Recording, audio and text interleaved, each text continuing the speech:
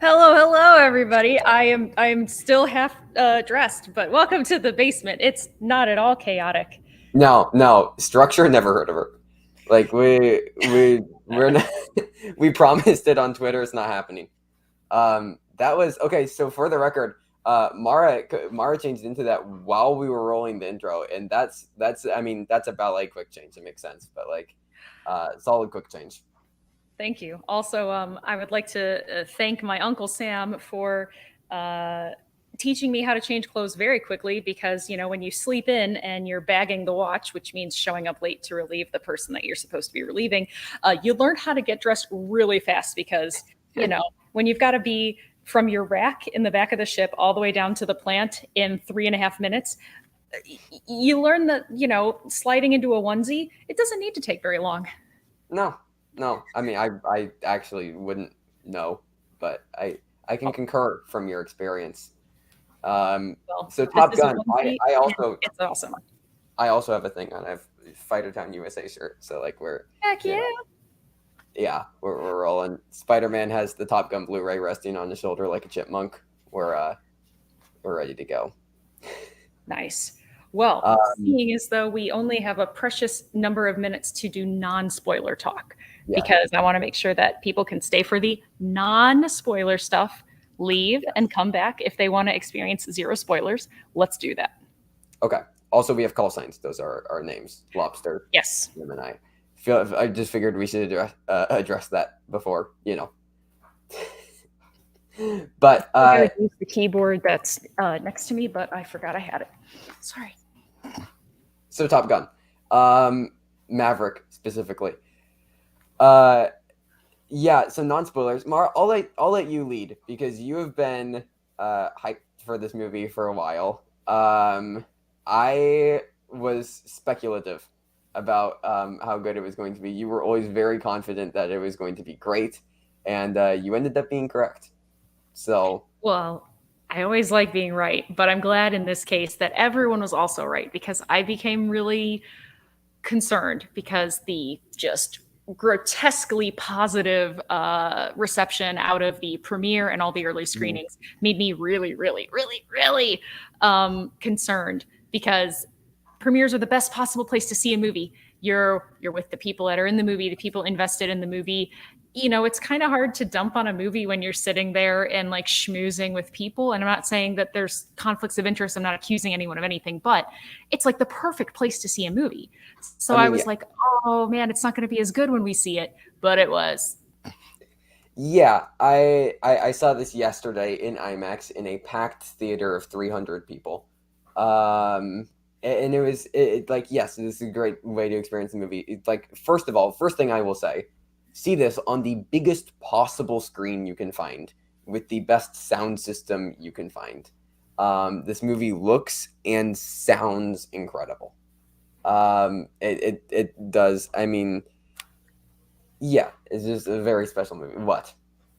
You did a face. Oh, a friend of the Schmodown, friend of the show, Jeff, who a lot of people know as Quiz Show, sent in a belated birthday and congrats on the news for myself and Dan, and sent in a very generous Streamlabs. So thank you so much for that, Jeff. Thank you, Jeff. Thank you. Sorry, I make faces a lot. Well, I know the surprised slash excited. I was just curious as to what it was in reference to. Um, but yeah, Well, I think non-spoiler wise, we can agree the cinematography is amazing. It's a visual yep. spectacle. I thought the score was excellent. Really steps it up from the original, music wise. Mhm. Gaga's great. When is she Zimmer, not? Zimmer. Zimmer, I mean, recent Academy Award winner Hans Zimmer. two Um, time. yes, and I thought that the performances were really strong because I mentioned it in my HCA gradebook review, which I'll make sure that there's a tweet out for that. You should check out some of the people in the HCA's gradebook reviews. They're compact, really entertaining, and there's a lot of great people in the organization. Uh, Tom Cruise is an actor that people forget can act because if you haven't seen Born on the 4th of July, watch it. It's painful, it's hard, and it's amazing. And he shows that he is an actor, not just a movie star. He brings it in this one. He has a lot of heavy lifting to do and a lot of long takes, with a lot of emotion. And I felt like it felt very authentic. It didn't feel like it was subdued, like ultra masculine, I can't emote. It didn't feel like he was, a blubbering snot mess either. It felt like he was really threading the needle acting in the movie, which was great. Oh, 100%. This is one of my favorite Tom Cruise performances. Like, yeah, he strikes a balance really well. And I think it's something that the movie does as a whole. It strikes this balance between, like, creating all of these massive visual spectacles and massive set pieces, while also bundling that with emotion, because you can, like, anybody with a couple $100 million, any studio, like, you can make a big spectacle action set piece, like, but being able to couple that with, like, actual emotional weight in characters that we legitimately care about is something really, really special. Like, I think this is one of the best blockbusters since, like, I don't know, I'd put it up there with, like, Mad Max Fury Road, Blade Runner 2049, just as far as recent memory goes. Yeah, it's a Oscar-winning song, which I always forget. How it wasn't weird that was the song that won for Top Gun, not Danger Zone, but whatever. Okay, in my mind, Danger Zone spiritually is also the best song. Hey, my vote honestly would have been Playing with the Boys, but each their own. But yeah, it's like, because, like, action as a genre is something that is, like, typically, like, I would say most action movies aren't great if you look at, like, the broad amount of action movies that are released every single year. I would say most action movies aren't great because most of them just focus on the spectacle. But I would say when you get action movies that can pack in the emotion with it, they're easily some of the best of the year. Like, I mean, even if you want to call Everything Everywhere like an action movie, which I don't know if I necessarily would, but there's definitely some action set pieces in it packed with emotion. I mean, these are easily two of the best movies of the year. Yeah. I also thought Jennifer Connelly was pretty good, even though she didn't have that much to do in it. But, like, the ensemble cast as a whole, Miles Teller. Okay, so this Top Gun Maverick did something that I wasn't expecting. It, one, made Miles Teller likable, and two, made Miles Teller attractive. It really did, didn't it? And I was surprised that it did both of those things. I mean, I have a deep respect and an affinity for talent. So, having recently seen Whiplash for the first time, I was just like, oh my God, Miles Teller is not someone I hate watching in a movie. Not him as a person, him as the characters he plays, because he usually plays jerks.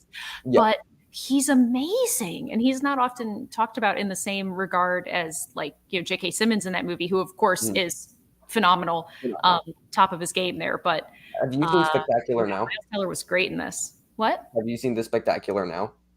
I have not. I know that's one of the other ones I need to see. That's another very strong Miles Teller.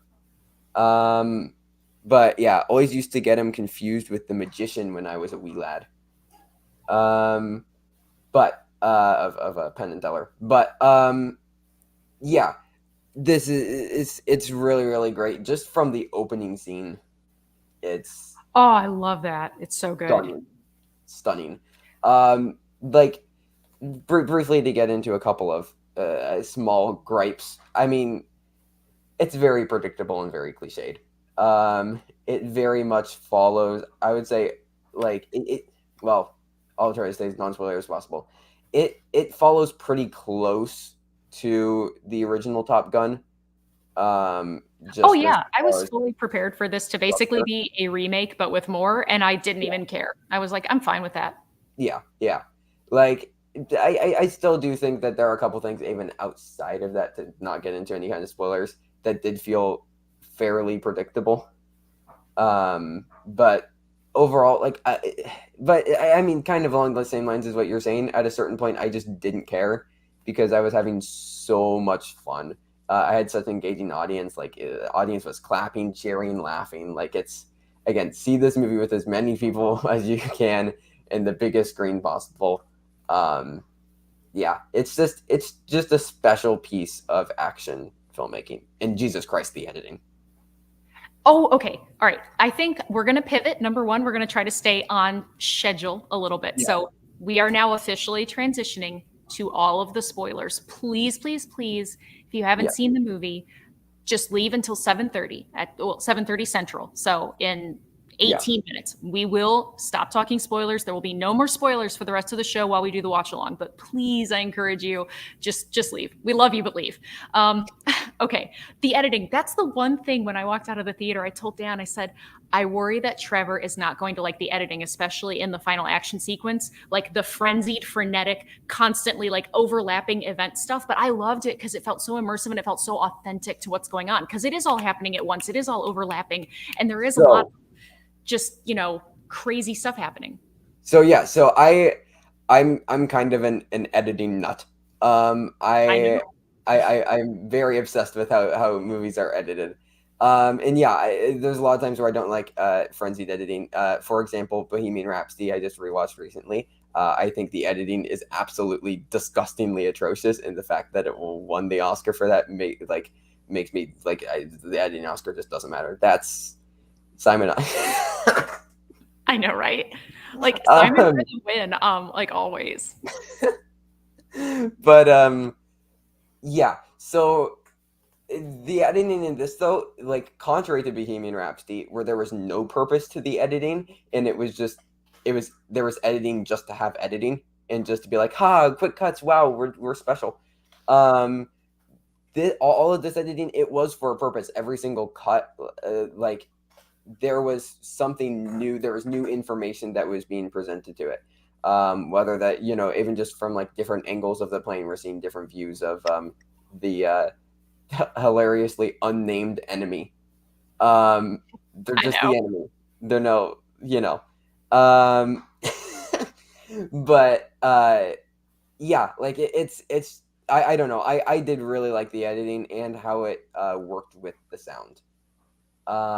Yes. Oh my God. If this doesn't get nominated for sound, which I mean, it sucks because it will, because they combine the categories, because now people don't have to understand the difference anymore. Right. Yeah. Even though they should probably just be juried no matter what.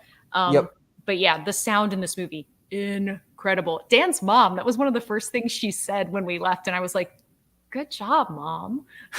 So I was sitting in the back leftish of the theater, which granted it's IMAX, so like there isn't really a bad seat unless you're like front row. But like I was like right next to a speaker. It was great. Did your lungs vibrate? Yes. Like I could have shouted and I would not have heard myself. But yeah, okay, we are in the spoiler section. So I think another thing that editing accomplishes very like it accomplishes is it during the training sequences, how a lot of when they are applying like the very heavy amounts of force on them, and how the sound is mixed during those sequences and how the film was cut. This got my heart beating very fast. During a couple of it was phenomenal. Like I got to tell you, having been actually on a flight deck and having actually sat for hours and watched flight ops, the physical body feeling was as close as you can get to simulating a flight deck as possible. Yeah. Like we saw it in XD, and I mean, because I'm not joking, like your insides move. Like there's just so much going on. And yeah, it was, I gotta also say, man, the nostalgia for me was just on fire. Like anytime they were showing an aircraft carrier, I was like, I've been there and I miss it, kind of. Like, I mean, yeah, so the nostalgia aspect is interesting for me because like I saw this movie when I was like 9 or 10, year being 2014 or 2015, just for reference. And like it's like I don't know, the nostalgia is weird for me with this because like it wasn't like that long ago when I saw it, but I was still like kind of at the perfect age. And I don't like love the original movie. I enjoy it. I think it's good. But yeah, I mean, easily one of the strongest ones, the moments of nostalgia, is Val Kilmer. Him coming back, just a beautiful Like, what sequence. a And yeah, great way to honor the character and the actor, because I gotta say, it just goes to show you how strong of an actor Val Kilmer really is. Because oh yeah, he doesn't speak very much, uh, but every single like mannerism and expression and like just micro expression that he gives to Tom Cruise, he is Iceman. Like, he is not Val Kilmer sitting in a chair phoning in something because he cannot act as much with his body, like his voice anymore.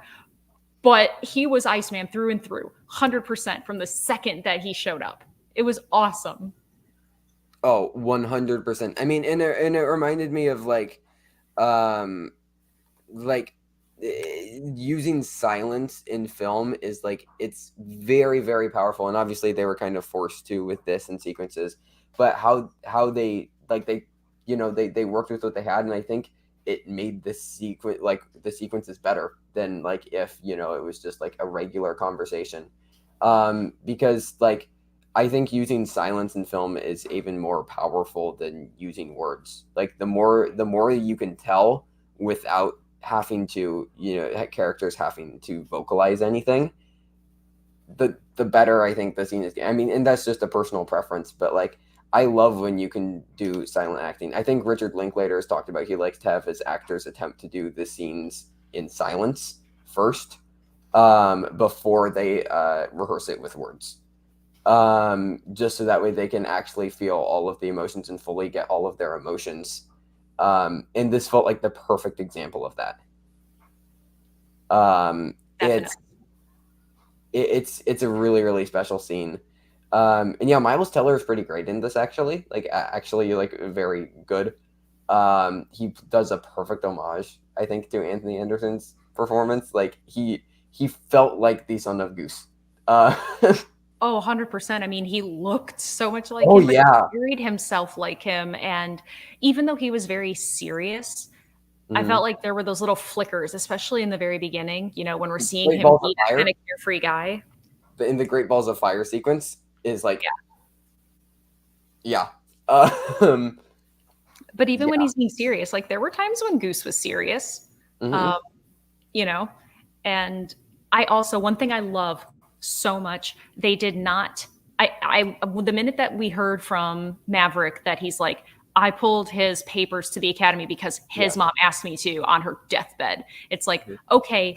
And I love the way he explained why he never told him, and I love Yeah. that he didn't. I love that it Yes. was never said, because he Agreed. shouldn't know that. And that's Maverick taking the poison pill for someone else at the expense of like lifelong PTSD and grief I over was something.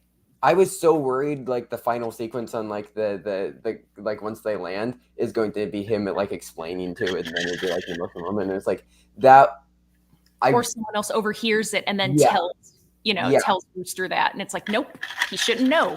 yeah. No, I 100% agree. But sorry, just appreciate it. Thank you. But, but yeah. Okay, I'll be the slightly negative person here. No, I it's not a perfect movie. I'll say this. Like, Yeah, I thought it was exceptional. It's one of my favorite movies of all time, along with the original, but it isn't perfect. It's not. yeah. So I think that during the third act, and once again, like we're very much into spoilers here. During the third act, there are multiple times where we think something is about to happen, and somebody comes in, like there's when Maverick like essentially like sacrifices himself to save Rooster. Um, as like I think that it was pretty obvious that something like that was going to happen, like from the start of the movie, I and mean, then it makes sense from especially a when character they art standpoint. yeah, So, yeah. Like that felt pretty obvious. I think they even could have gotten away with killing him. And I'm glad that they didn't, because that didn't feel like the right place to end the character, but they very much could have gotten away with killing him in a like No Time to Die, James Bond-esque like way, like sacrificing himself for like the people that he loves or whatever. Like, I mean, obviously, No Time to Die isn't the only movie to do that. It's just a recent example, but like that I felt was pretty obvious. Then when he's on the ground and then the helicopter's gonna get it, like it was just so obvious that Rooster was gonna come in and take out the helicopter. And then at the end when Hangman comes in and at the last minute again saves them, that also felt very obvious as soon as he like asked for permission to like fly off the like, and then they were like no, and then he like kind of lowers his head and was like okay, so then he's gonna come in and save him. Like it felt like it repeated that, like it did the same thing like 3 different times, with 3 different people like swooping in at the last moment, and all 3 times it felt very obvious to me that those things were going to happen for like 10 minutes before they actually happened. Well, the thing about it is, I agree that it was very predictable. I'm glad that they didn't kill Maverick because I think that that would not have actually given Rooster any catharsis. And I agree. so I agree. I'm glad they didn't. But here's the thing: every single one of those, like, I'm pretty sure exactly what's going to happen. Things happens for a very specific and important character development reason that I think Yeah. was fine for it to happen because, you know, No, I agree. They had Maverick to. deciding to sacrifice himself for Rooster, Mhm. like not just out of a responsibility to the people under his command as team leader, but the personal relationship he has, knowing that, even though it really wasn't his fault per se, like he feels responsible for the aftermath of Goose's death. So Yeah. that was a thing that he did both for Rooster, but also for himself. I think that was really important for him to do. And then Mhm. Rooster coming back and saving him, I think was super important because the whole thing, don't think, just do. Yeah. Yeah. And number one, it happened in Mission and it was important, but happening afterwards, like showing that the best parts of Maverick being who he is can be imparted to Rooster, and he can become a hybrid of both his dad and Maverick. And I think that that was really important also for them to start coming together. And I'm glad they did both those things because honestly, it never occurred to me. The one thing I did not see coming was when they first were talking about the mission. And I love how specific they were giving us details about the logistics of this mission. So we Yeah. understood the geography of everything. So when the battle actually happened, they didn't have to be explaining who was where and what was happening. Like we already knew. Yeah. Oh, But that was great, and also being with them for all of the training. Like it felt like we were along with the training, and we knew exactly what was supposed to happen. Like every single break, every single cut. I think it was also edited in the same way, like how they edited it, because it edited plural. That's hard. But like I briefly wanted to bring up an incredibly one of the most hype moments in a theater when Maverick flies in and does the training course himself, to prove that it is possible. Cheers went through my audience. Such a fun moment. And I'm pretty like it's cut in a very similar way to like at the end, and like yeah, like it brings us along for the ride. But that was like such an incredibly hype moment. But well, one thing I totally did not see coming though was when they were going over this mission and they mentioned that there's F-14s yeah. and then they're fifth generation fighters or whatever. It's like I didn't see coming at all that I would see Maverick and Rooster in a freaking Yeah. F-14, and I was so excited. I was Me so too. here for it. Like I that to clapped. me was like gooey vibes, like really, really gooey vibes, like seeing them fighting in an F-14 together. Like Oh, 100%. and it's full circle for Uh-huh. him and Goose Him and and Goose. him Like and it's like Rooster and Rooster yeah. and his legacy for his dad. I also love how much when they were flying back, how much they emphasized them over the water, considering how Goose died. Like Yeah. water was seen in almost like every single one of those shots, which I think like I mean it just subconsciously brings us back.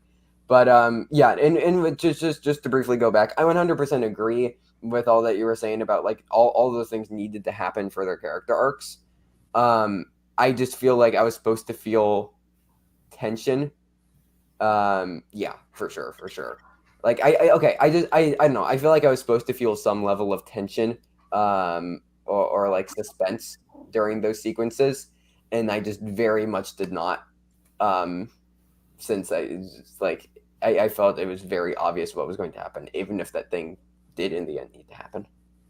But Oh, the last thing, by the way, also with Hangman, I think that that was important also because, again, it yeah, shows that he's learned how to yeah, not hang people out to dry, but also, the idea of he was effectively our Iceman and the yes, reconciliation with Iceman and Maverick in the end of Top Gun.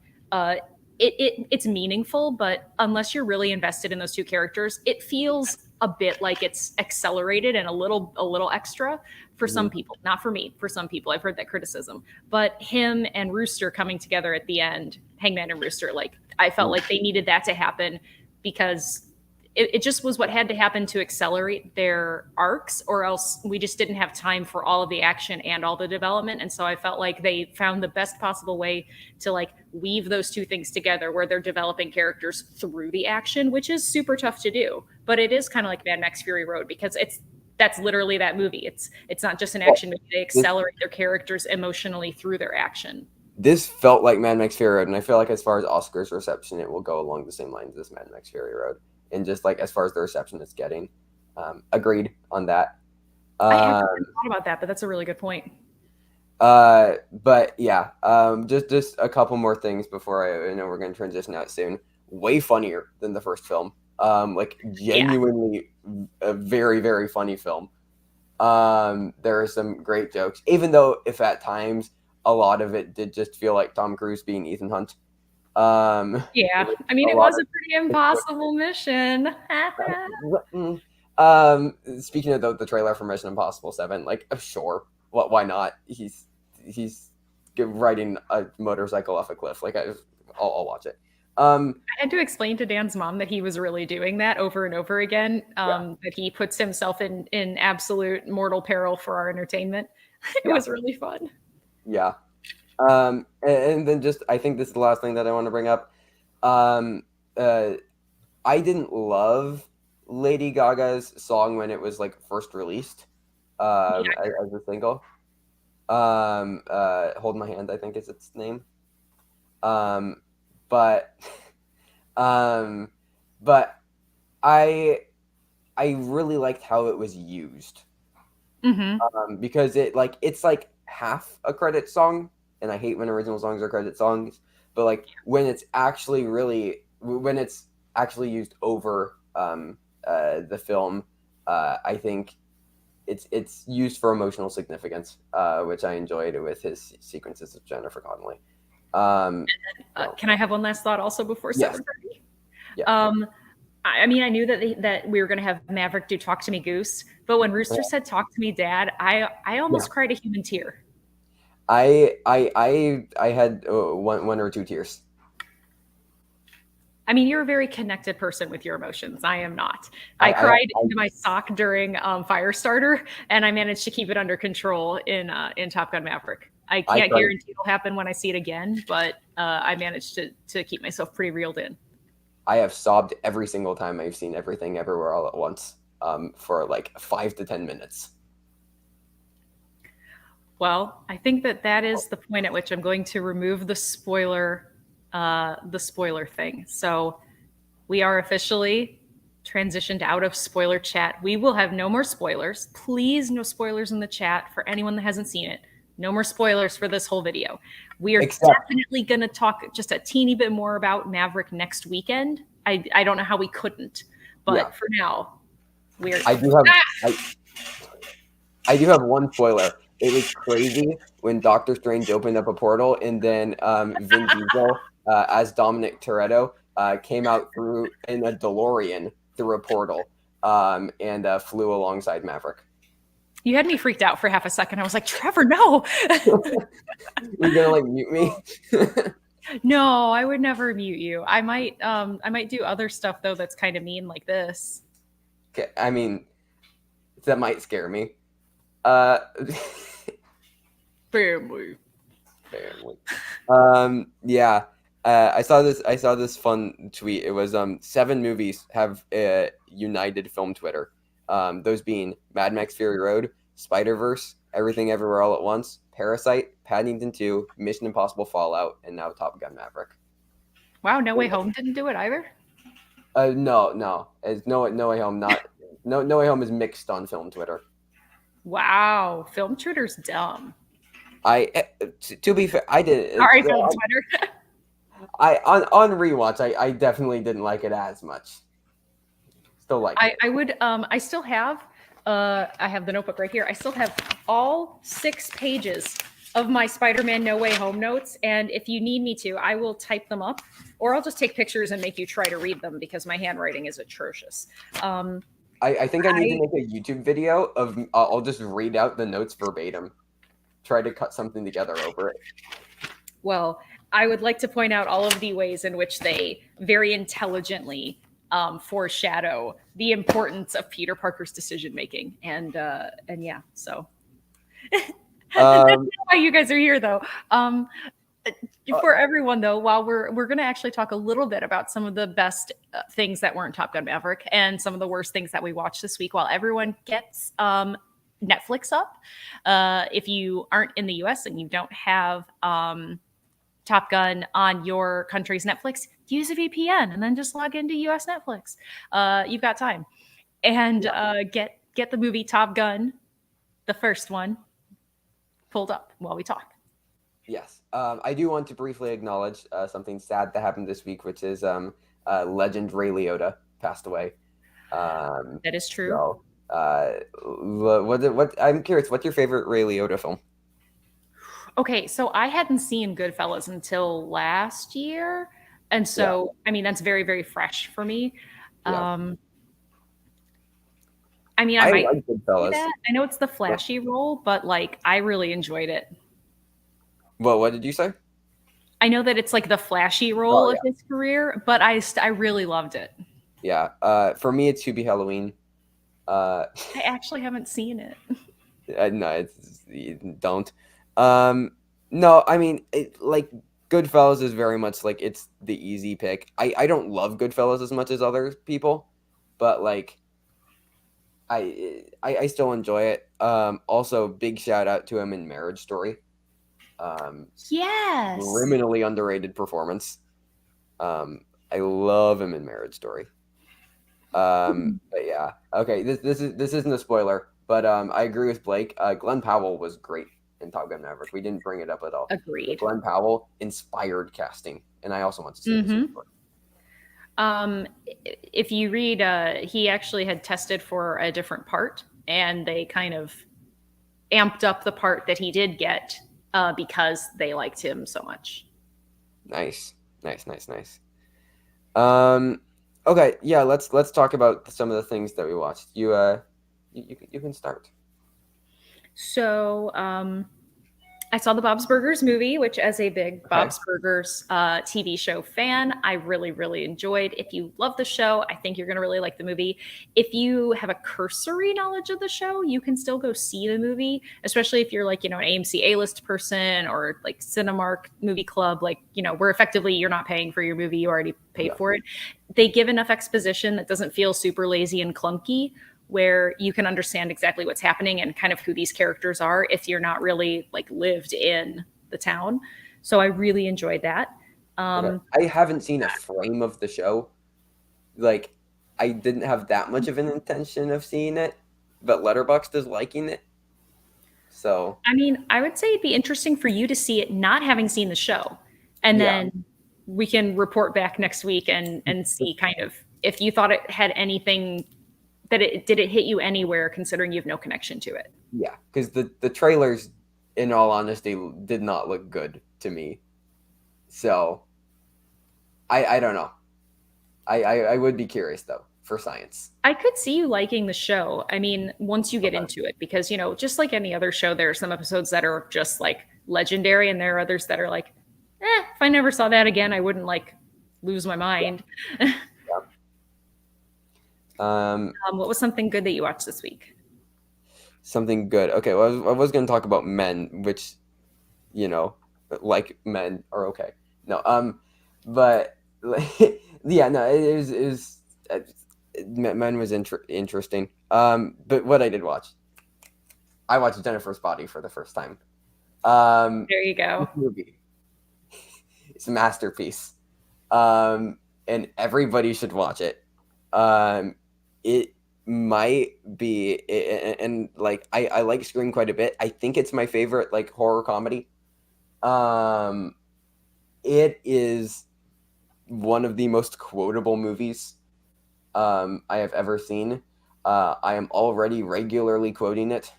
Um, uh, I love this movie a lot. Megan Fox, everybody, can actually act. I know, right? Like I'm, 13 years late on this, but I haven't seen it until a few years ago either. So hey, we were both yeah. late. I mean, I think that's with everybody. Like it's very, very negatively received at the time because it was horribly mismarketed. It really Just was, yeah. capitalized off of people who were attracted to Megan Fox from the Transformers movies, basically. And it is very much not a movie for them. I I love this movie a lot. Surprised J.K. Simmons. Like yeah, yeah. This movie is kind of I don't even I know it's 13 years old, but I feel like people like not enough people have like still seen this or still people still you know what I mean. And so like I don't want to talk about it that much, but yeah, this is pretty much a perfect movie in my book. Why It's don't we put a pin in maybe watching it around the Halloween season if it's streaming somewhere then? yeah, I'd be down. We should try to get okay if we do that. We should get Sabrina. Yes, that'd be great. Yeah, love that, Simon. I went down a rabbit hole of DJ Khaled YouTube videos in like 1 a.m. A couple weeks ago.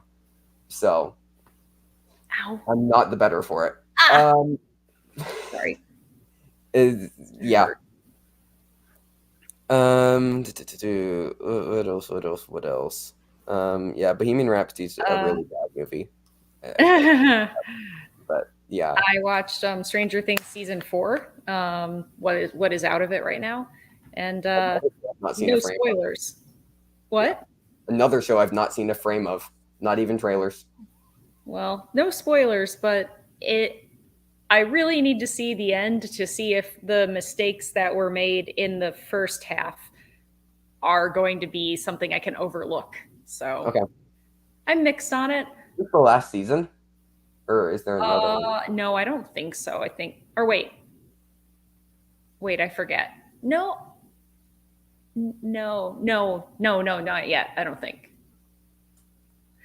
I don't remember. All I know though is that they split the release so that way they can Yeah. qualify for 2 different Emmy considerations, and I think that that is cheap and dumb.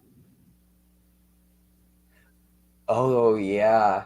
I didn't even realize that's what they were that's why they did it. Okay, But yeah, wait, that's what I thought. so So wait, they so is did it it like 3 times over robbing the Emmys because they're going to get awards because maybe they earn them. Then they're going to get more awards because maybe they earn them. Then they're going to get the Swan Song Awards, which is the It's Your Final Season Awards. So, like, they're screwing over an extra awards season's worth of people by stretching out their season 2 times. wait, is so are they eligible for best like series twice then?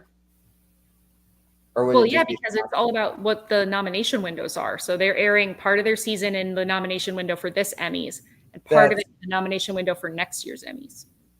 I don't like that. I don't like that either. Like when a show does that for a legit reason, like back in the day, like putting Breaking Bad like a year in between the first half and second half, that wasn't like something that made me angry because they put a whole year in between. It wasn't like oh, we're just going to take a break for like 2.5 months or something and then we'll come back with the rest of it. It's For no like, particular nah, reason at all. yeah, like I don't know. It's kind of like the whole Twilight Breaking Dawn part 1 and part 2. Yeah, or Hunger Games splitting up the last two. Yeah. Harry Potter, same thing kind of. I will argue that I think that Deathly Hallows 1 and 2, I like that they spent the length of time they did in Hallows 1 with the characters and their struggle because I think it made it worth it for the end. Because the second part is just so, like, there's so much stuff that happens. I'm glad we had those slow I moments in Hallows 1. will counter argue that Deathly Hallows Part 1 is very boring and it could have just been a 15-minute prologue. And I think we could have accomplished the same things in the same amount of time. I disagree. I think those small moments, particularly the dancing in the tent stuff, Could have been part of the prologue. I think that you have to work up to that. I mean, I'm not a big fan of Ron and Hermione as a couple, but I do think that Same. you needed to show the struggle and everything for them to come together at the end and have it mean something, whatever. We're getting very off track here though, Agree to because we have disagree. to watch a movie soon. Yeah, this is why I can get on headphones and can watch Top Gun. 'Cause that's the thing we said we would do. I also I'm watching The Boys right now. So thoughts later when I'm finished. Nice. Oh, brief recommendation. The other thing, on the count of three. Trigger warning. It's a it's a buddy dark comedy about two friends who are spending their last day together before they are going to commit joint suicide. It is by Gerard Carmichael. It is very funny, but definitely like be mindful of if that is within your viewing limits. I found it to be very, very good, but it definitely goes some very dark places as well, but also very funny. So I'll softly recommend it. I really liked it, but can see why some people wouldn't. That's fair. Okay, so why don't we? Are you prepared? Are you prepared to begin watching? I have to connect my headphones so that we don't get an echo, Okay. and then we should be good. Okay, you just let me know. I'm going to I'm answer ready. a question. Oh, you're ready now. I'm ready to top the gun. Oh, okay. What movie are we watching? Yes, Top Gun, 1986. Not the new one, because number one, it wouldn't be eligible for being watched privately because I don't pirate stuff, and number two, because a lot of people haven't seen it. Okay, I was so gonna say I mean, I guess we could pirate it, but like, I'm are we sure really going to go there I won't do that. on a live stream? I mean, you know what? I'm tough. I'm not that tough. Imagine we just do the TikTok live from the theater. God. Oh, buddy. Oh, you're so gross. Sorry. All right. I am at the, zeros all around. Yeah. Beginning screen is paused where the Paramount Pictures Presents is. So are you there as well? I am at zeros, and mine doesn't say Paramount Pictures Presents, but. Oh, okay, hold on. Let me see if mine. Oh, interesting. Oh, there we go. All right, now I'm at all zeros. Are we ready? Yeah, it should be a black screen. Yes, it's a black screen now. My bad. Right. But pirating the U.S. Navy sounds like a bad idea. Oh God, I don't even want to talk about pirates though. That's some traumatic stuff. Anyways, Oh, okay. So we can move away. So how about we just do a 5 count? All right. And on go, we will be pressing our play buttons. We might be, microseconds, a couple seconds out of sync, but again, we're not going to have audio echoes and stuff like that. So it's just watching this for fun. So 5, 4, 3, 2, 1, play. Happy New Year. Yay! It's funny because I always say that in movies and stuff. The score, first of all, the Top Gun main theme. It's beautiful. I've been humming it since I first saw the movie. At 9, stuck in my head. By the way, I want to make sure I answer Bubba's question really quick. So I'm not going to necessarily say what happened. I know that we're not in the whole spoiler inner geekdom thing anymore, but just out of respect for people that may not have watched it, I'm very proud of both of my friends that played in that match. And I think they should both be incredibly proud. So it was a phenomenal match. Okay, this is just so iconic. Just this opening right here. It's in the font that is used. So good. Hey, Amber. We have Amber in the chat. Yes, Gemini and Lobster. Okay, also something with this original film, the color grading is gorgeous. Uh-huh. Very, very impressive for 1986. because color grading on film is hard. Mm-hmm. But yeah. For anybody just getting here for the watch along, no spoilers for Top Gun Maverick. Yes. Um, but yeah. Also, I always forget that Meg Ryan is in this. Like, I know, very right? brief of how big of a name she is. By the way, this I love this opening so much, especially because the second that things like take off, literally and figuratively, and that needle drop moment, man, like that takes me back. That is Yeah. nostalgia to the nth degree. So when did you see this for the first time? I'm curious. Oh, it was way before I was ever in the Navy. Yeah. I don't know though. I mean, I bet the early double digits probably. Okay. Maybe I was younger. I don't know. I mean, I wasn't alive when it was made, but Yeah. Neither was I. Neither was. you weren't alive in the century it was made, Trevor. Okay, I wasn't. So, yeah. Okay. I think the first time that I watched this, my dad and I. Okay, wait. We'll do this. Yeah. I was gonna say you gotta wait. Okay. Yeah. Once again, I've been listening to the soundtrack for both the original Top Gun and Top Gun Maverick. I've combined the two soundtracks onto a playlist. Been listening to it on a loop today. Ooh, you should send me that playlist. Yeah. Anyways, I think the first time that I just gotta dance a bit. The first time that I watched this, I think it was a triple feature with my dad. I think my mom and Clara were away on a Girl Scout like camping trip. So my dad and I watched it was all first times for me, Mission Impossible, Top Gun, and Indiana Jones and the Last Crusade in a day. Okay, that's pretty awesome. So yeah. Ranking: Last Crusade, Top Gun, Mission Impossible.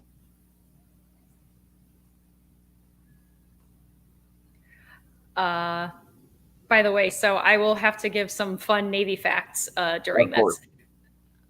So you'll see all of the flight deck personnel in various different colored shirts, right? There's yellow shirts, red Yeah. shirts, green shirts, purple shirts.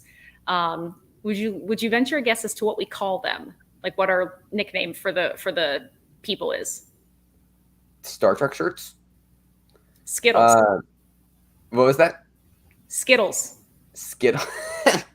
They're called Skittles. Not joking. Nice.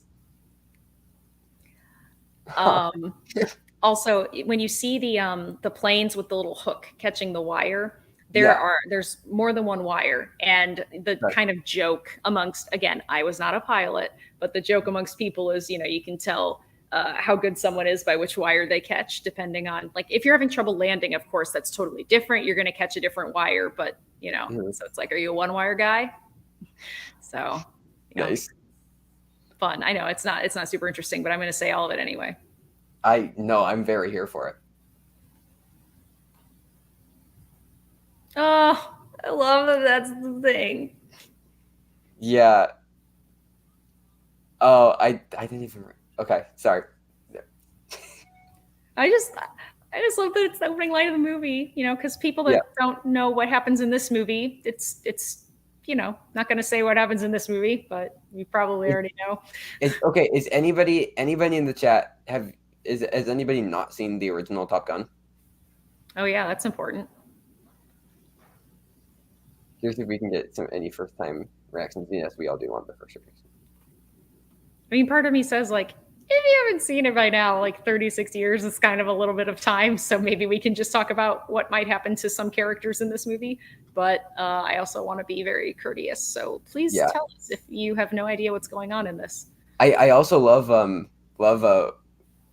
this was in the Friday Night Titans last night. Whitney Seibold bringing up the length between the release of Top Gun and Top Gun Maverick is longer than Mozart's lifetime.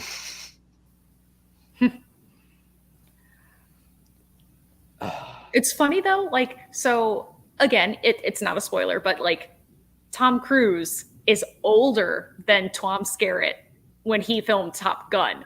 And that's wild to me. Like, Tom Skerritt must have been living a really rough life because Tom Cruise looks amazing.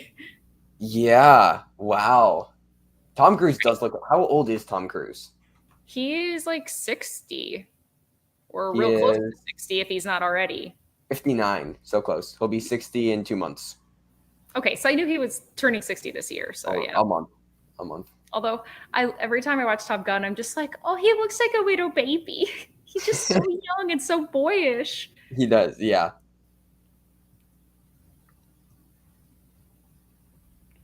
Just a fire opening sequence here. I mean, and even just from the trailer shots of Top Gun Maverick, just the trailer shots, the difference between what you're seeing when these pilots are in the cockpits in this movie versus what you're seeing when they're in the cockpits in Top Gun Maverick, it's amazing. Oh, 100%. I mean, and this still looks good. Like, this is still very deserving of its like editing nomination at the Oscars. The original one. But like and all of its cutting between like all the air in these air sequences. But like, yeah, I mean, this I know Top Gun Maverick, and again, this isn't obviously spoilers. Like the I feel like it took every aspect of the original film and like brought it up a notch. At least personally. I guess we didn't bring it up. I think I prefer the Maverick to the original. I mean, I think it's definitely the superior movie in basically every way, but I love the original so much. Yeah, which that makes sense. I feel like you have much more of a connection to the original as much as I do like it. Yeah, I mean, like I said, I love it, but I think Maverick is definitely the superior movie. Yeah. I don't know. I feel like a Best Picture nomination is in Maverick's view, because like as far as what the blockbuster pick is going to be, I feel like Maverick is way more likely than Avatar 2. Because I won't speak for everybody. Fury Road, and they'll actually let him in. Yeah, no, like Maverick is going to be Fury Road. I don't want to speak for everybody. I could not care less about Avatar: The Way of Water. Like I literally. Yeah, I don't. I get nothing when I watch that trailer. I'm just like, whatever. I mean, I also don't like the first movie, but rewatching it was a chore. Yeah. I mean, it was a visual masterpiece when it came out. I'm not denying the fact that when it came out, I was just like, I have to see this movie again. But like further inspection of it in every other way, I'm just like, Yeah. Iconic moment there. Going inverted. This is perfect. The dialogue is a bit everything in this movie. Yeah, the dialogue can be a bit off at times for me. But like all the musical cues though are so like they're so cheesily perfect in some sequences. Like it's like that is exactly where I would expect you to put a music cue in a 1986 movie about airplanes. Yep. And it's like, yeah, why not? So there's a thing you can do on the ship if you're on deployment on your birthday where you can put in for a birthday flight, which is basically where they take you up in a fighter jet. Nice. And myself and like 4 other people were all born within the same week, and we all put in. But then we had to go bomb Somalia, so they canceled them. And I was heartbroken because there will never be an opportunity for me to go fly in a fighter jet ever again. And it's funny because I am terrified of flying. Terrified, capital T. I hate getting on planes. I fly all the time and I hate it. I drug myself so much. Like flight attendants thought I was dead before, but I wanted to fly in that fighter plane so bad. So bad, guys. You don't even know. I've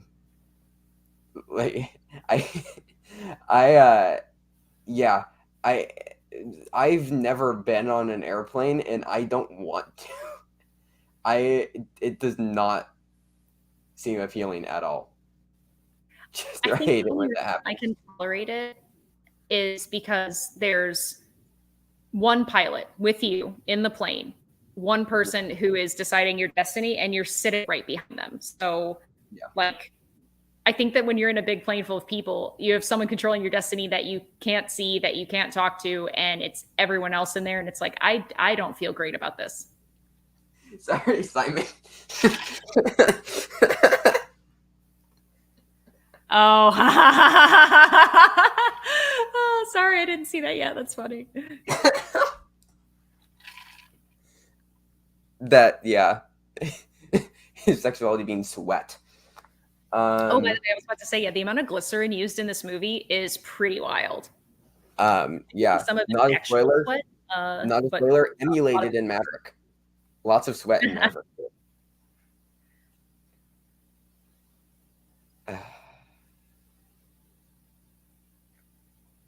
I remember the first time I watched this, it was so tense. And even now, when I know what happens, it's incredibly tense for me because, for example, have you ever seen The Hunt for Red October? I have not.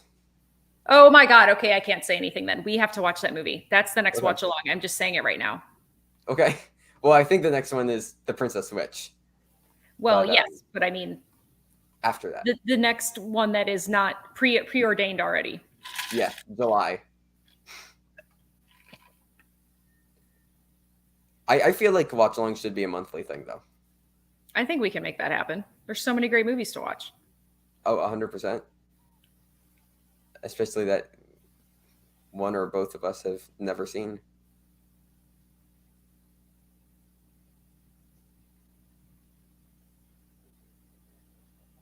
It's just so well edited. Even just not, even like outside of the plane sequences, just so many of the choices, like even in just these interiors.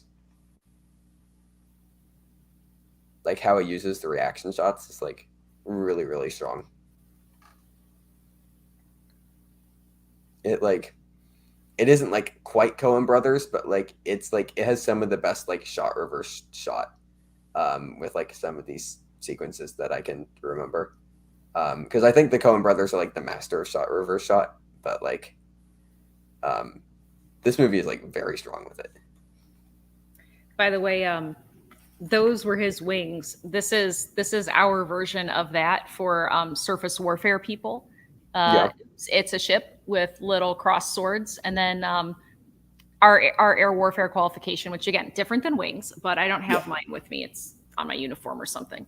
But yeah, Nice. Not quite how that would work, but the symbolism is there. Yeah.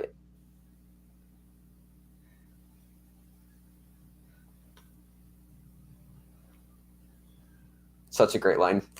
I know. I love anytime anyone talks about writing checks that cannot be cashed. Yeah.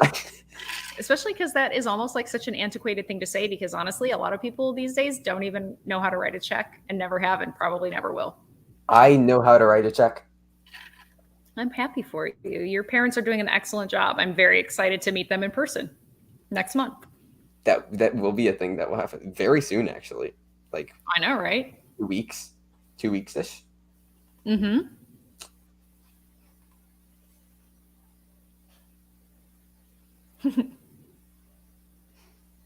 Maverick kind of reminds me of how I was a little bit in the Navy, where it's like I knew I was really, really, really good at my job. And I definitely bent the rules, but I also knew exactly how you had to talk to people when you had bent the rules, and they got really mad because they couldn't yell at you if you were telling them exactly what they needed to hear. Yeah. Again, the musical cues. Right? No drops. Hold on one second. I'm going to mute my mic. Dan's talking to me. Okay. You're creating Simon on fire once again.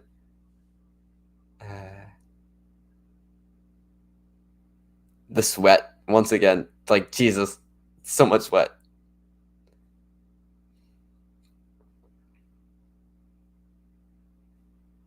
Tom Cruise does look very young. I mean, he still looks very young for his age in Maverick, but like he looks so young in this. Like if you told me Tom Cruise was 17 in this, I would believe you. It's insane. I'm a top pun Maverick.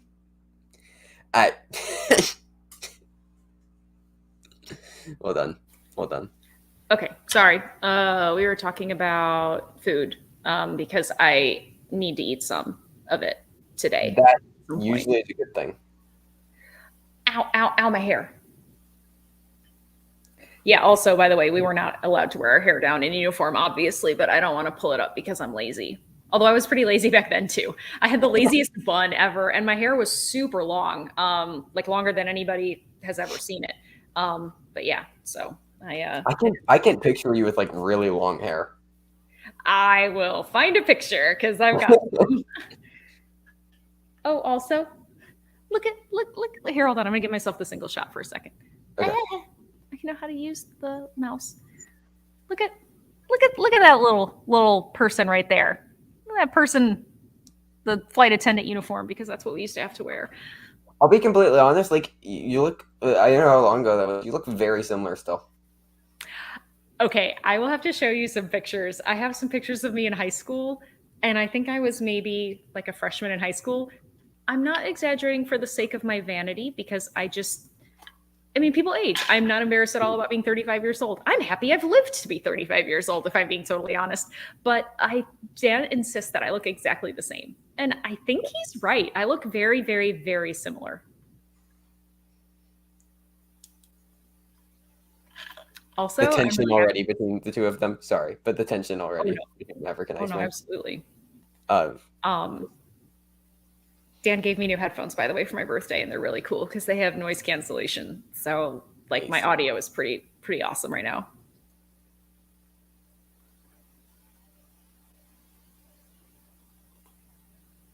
Oh, I totally believe that.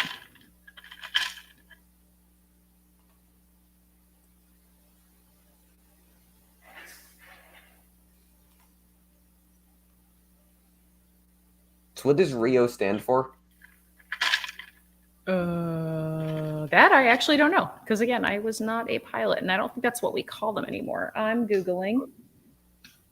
When Rio came up with the Blue Sky movie from 2011. What does Rio stand for? Radar Intercept Officer. Oh yeah, that totally makes sense. Yeah, it does. All right. Hey, that's why you come to the basement, am I right? Also, by the way, it is hot in the Navy. Like in the nuclear plant, it's real hot because, you know, steam and fission and stuff. And on the flight deck in the Gulf in summer, it's like 140 degrees up there. And I'm not exaggerating. It's really, really hot. We have picnics up there and they put out little kiddie pools and we all just get in them in our uniforms, just laying in a kiddie pool on the flight deck, eating a hot dog, drinking a beer. And it's quite something. Yeah. Also, Goose for the win. That performance, it's not hokey. It is not bad. It is amazing. And it's exactly what the movie needs to have. He's perfect.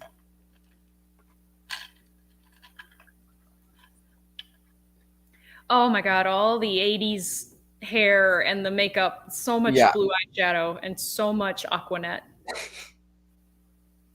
Yeah.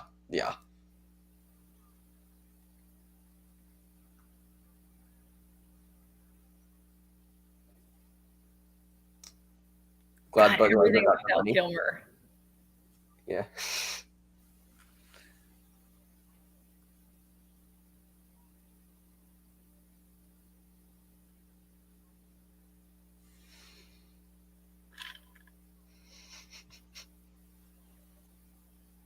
So another great thing with this is all of these interactions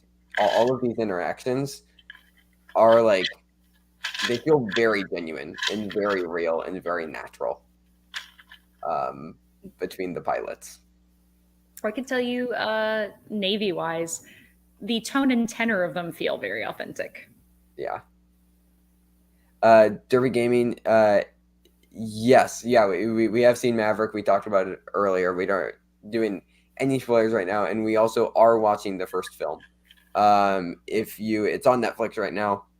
If you have Netflix, we're right around the 21-minute mark ish right now. And if you would like, go back afterwards, because we do talk non-spoilers for the first 10 minutes of the show, and then we spent 20 minutes talking about Maverick spoilers. So if you have seen it and you wanted to hear some of our early thoughts, you can go back and take a look at that as well. They were abused children. Like, fair. Underrated line.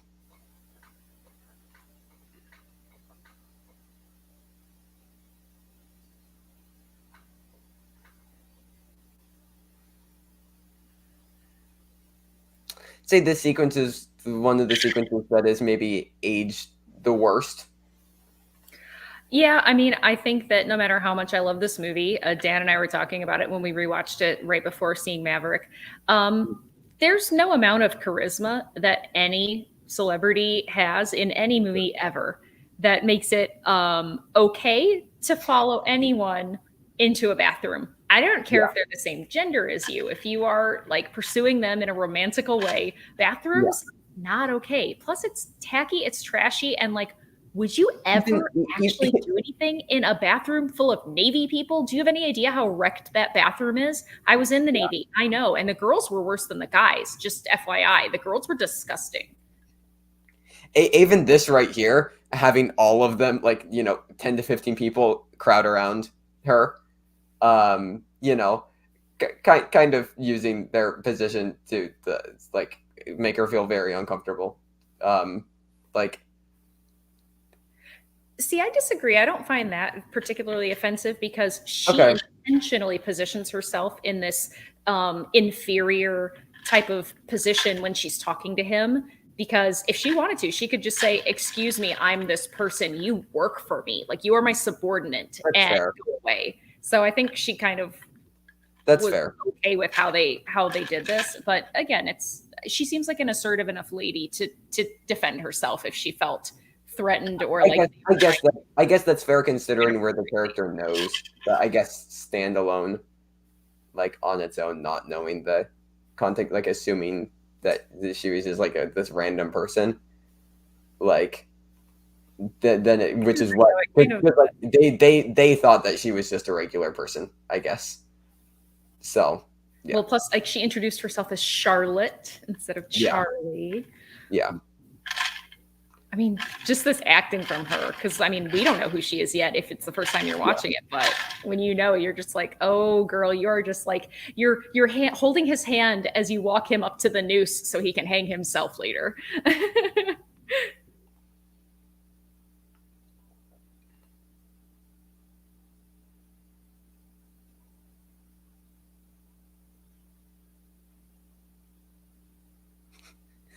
Is that a personal question? I don't know. I think that he's doing the best he can, but he's young and he's cute. But I also get the sense that, he's never been challenged by someone like her before. And I think that he kind of makes a fool out of himself several times. Yeah. Well, he constantly refers to himself as Mav and just like talks to himself. It's like, I mean, at least it's consistent though. Like, it very much holds. Stop it. Stop it. Wait, what? Sorry, just looking at Simon's thing. Oh, hold on. I did not. But okay. Sir Pounce, stop it. Hey. Yeah. Also, this, like, the fact that, like, she's like, I don't know. It kind of seems like she's like playing it off as like she's like kind of into it, and it was like, I don't know. Like the fact that it happened in the first place, and then it wasn't like immediately like, a get out. Like, I get that she's like playing him, but like still, maybe the most 80s thing about this movie.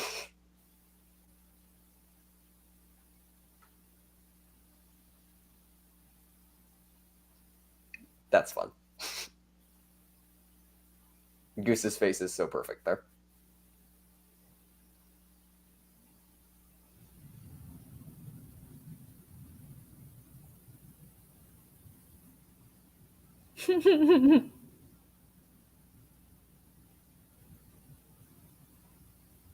The reactions in here are so good. Oh yeah.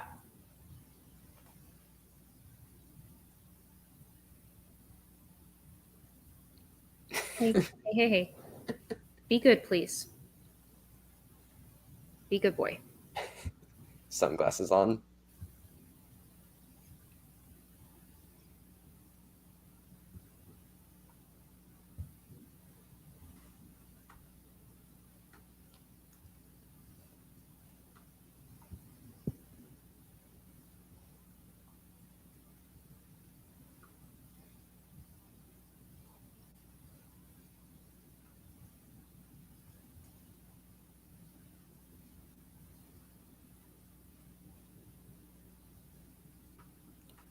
The most Ben Bateman moment ever.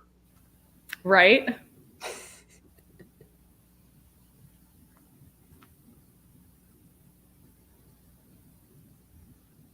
Saw somebody mention earlier that the song Danger Zone could be a good team name for something. Wow. Man, that'd be so awesome. You know, it's weird too, because like Danger Zone starts with DAN. I don't really know Yeah. how that connects to anything, but it just I Oh. thought it just now.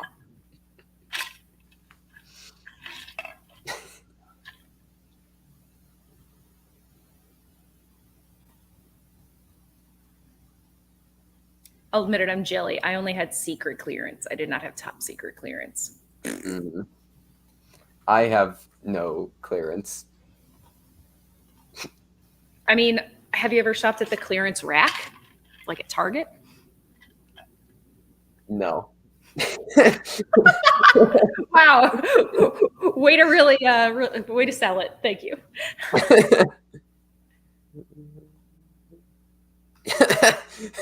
Really, Meryl, is someone being into you following them into the bathroom maybe a bigger red flag than following them in? Right. I mean, yeah. Unless they're just gonna go full Cassie, promising young woman.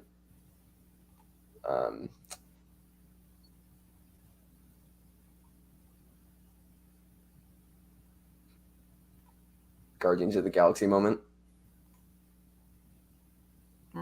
Right.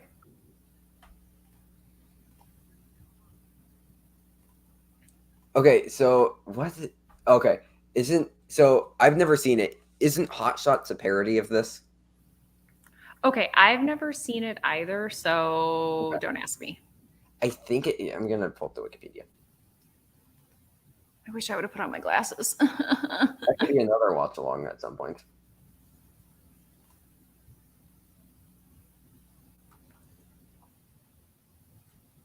Huh. Hot Shots.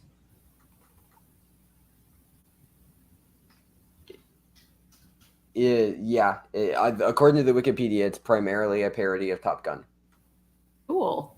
Okay, gonna have to watch that then. with Charlie Sheen, Carrie Elwes. I love all of that. Let's see anything on my computer. Yeah, that might have to be something we do at some point, or individually and discuss.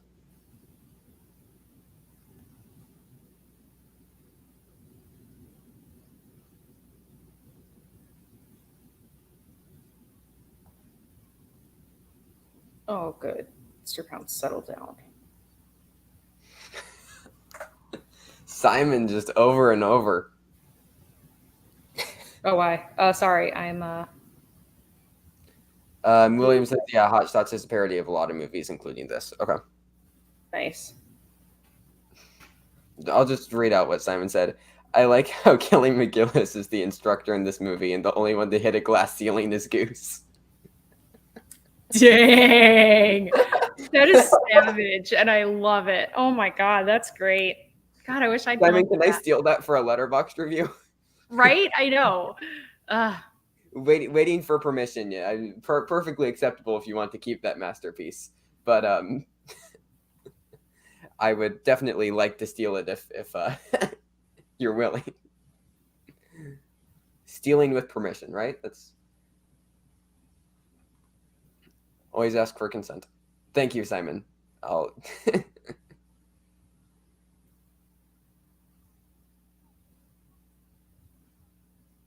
That says, haven't seen the new one yet, so gonna do it very soon. Just wanted to say congrats, Mara and Dan.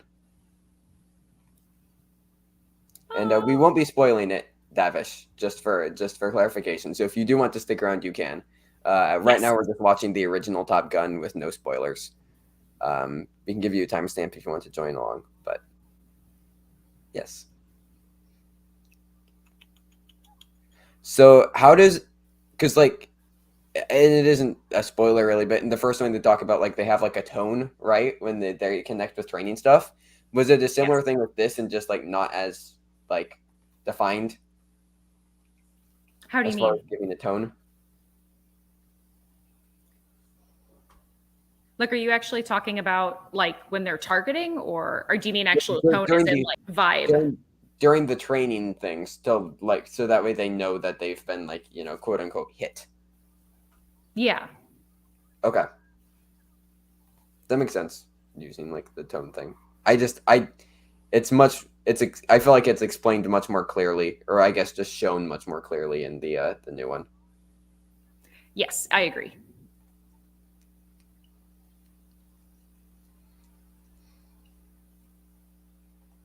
Okay, I feel like they almost talk like, and I've watched very little to no anime, but I feel like sometimes how they talk in these sequences, they sound like anime characters.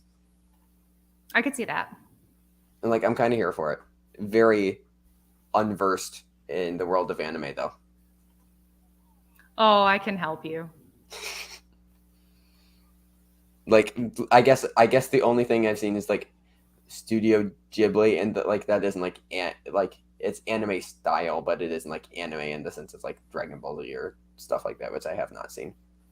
Or Well, Jujutsu Kaisen is awesome, and so is Demon Slayer. Demon Slayer is rad. Okay, yeah, never seen any of those as far as show or movie. Buzzing the tower, so fun.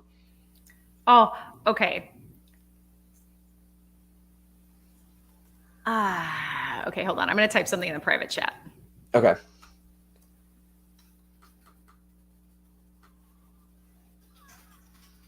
Yeah, Chester, we're at like 33:30-ish right now.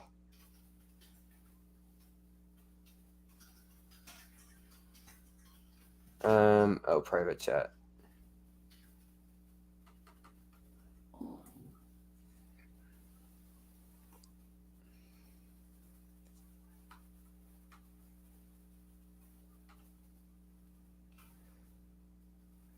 Because, like, there's the thing, but there's not that, without saying any more, you know? Yeah. Yeah. I wish that would have been also. I see what you're saying, yes.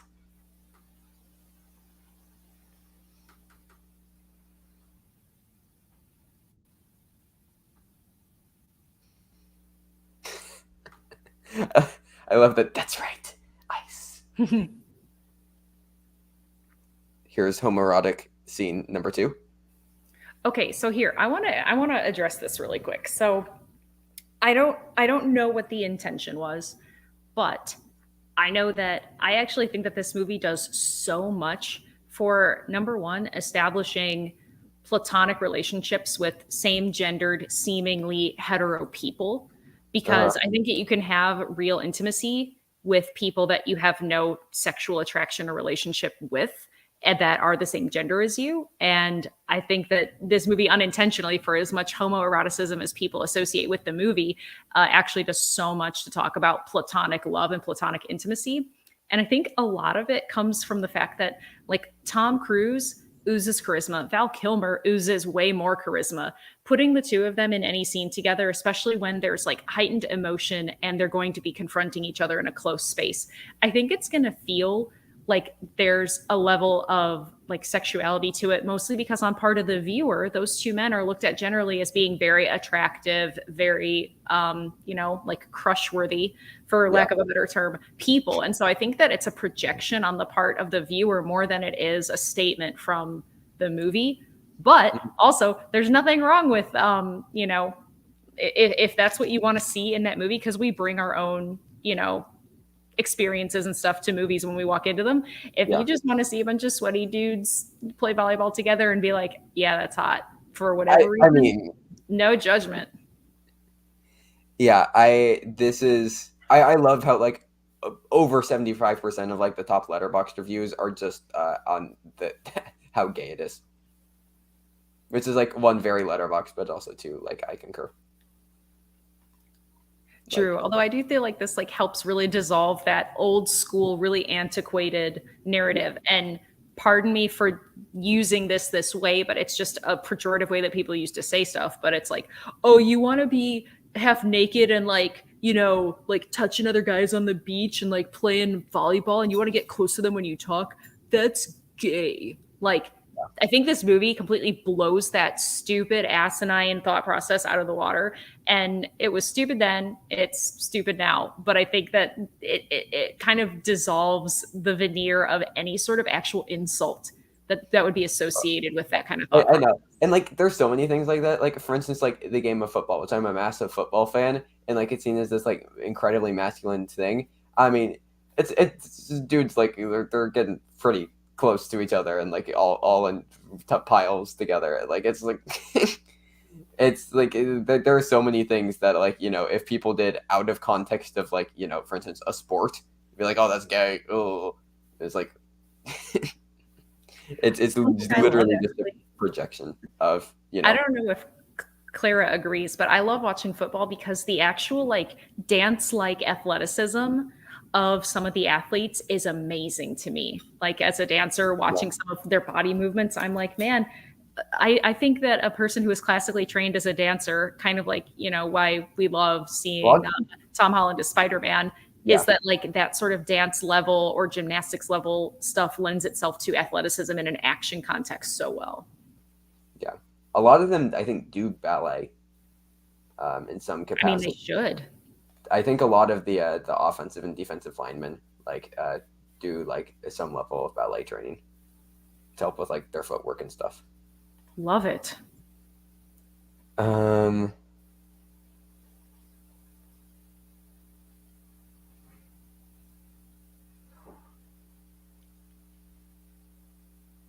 I do really appreciate and Maverick does this as well as far as like taking time to make us actually care about these characters before we go into these like big action set pieces.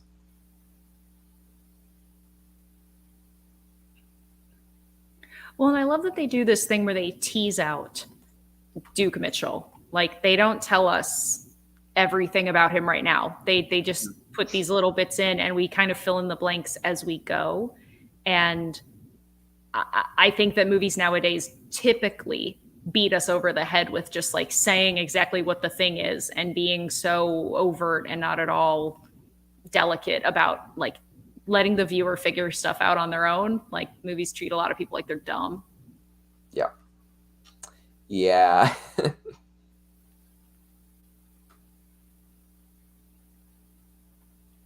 I mean, Haskell, I'm not saying that that's not how it was. I'm saying I think this movie did so much to prove why that was stupid then. And obviously, I think we can all agree, I hope, that it's stupid now to have that kind of a thought. Like, I'm not denying that's how things were. I was alive then too, but it's dumb.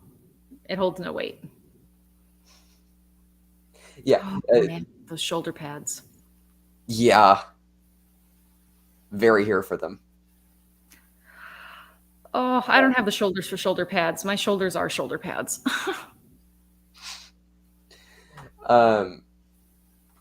So just reading out a couple Letterboxd reviews here. If that two bros chilling in a hot tub 5 feet apart because they're not gay vine was a major motion picture, but with fighter pilots. And this one, this is just Call Me by Your Name. This is just Call Me by Your Name, except the peaches are replaced with jets that go really fast. I think that that's fair. I do too. I don't find that unfair. Okay, let's see here. Slider just jealous. Right? You stink as a commit. Quick sniff. Double check.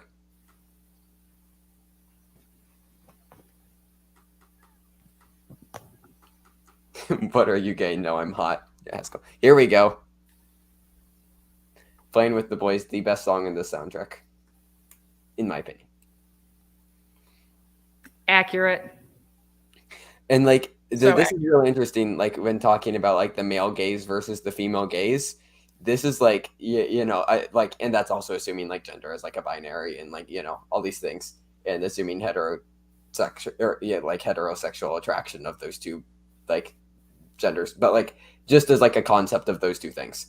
This is like one of the most like female gaze-ish shot sequences, I think. oh yeah, like the Rick Rossovich stuff, especially. Yeah, like especially compared to like a bunch of other movies from the 80s, like it was very much shot with the male gaze, and there's very few sequences that are shot through the male gaze in this film. Like a majority of them, where they're trying to show these characters as like hot or attractive in some way. Like the majority of them are shot through the female gaze in those when using those terms.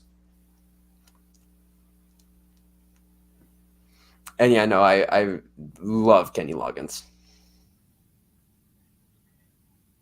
By the way, I don't know how either of the people, I guess there's like 3 people wearing pants, but like Maverick wearing denim jeans, I don't understand that, because I think we all know, not just from episode 2, but just from life, especially me growing up, living literally only in coastal environments until right now, sand will get in those jeans.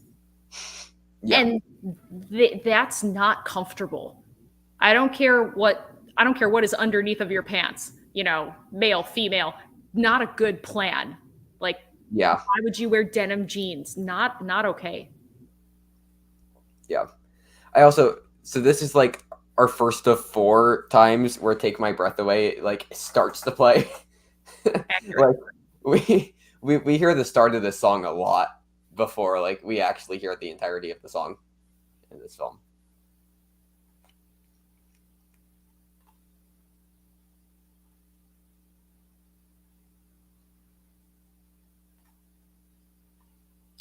By the way, why don't we get a time check for everybody? Yeah. We are at 4, but like probably by the time that you would get it pulled up, about 44 minutes. That's fair. It was all about the male gaze, with all the the jets and motorbikes. I mean, like, hey, that goes into the idea, that one of my favorite films, Titan, presents of the attraction and the gaze we cast upon like technology, not just people. Watch Titan. It's basically the same as Top Gun, except with cars. I think that's fair. Yes.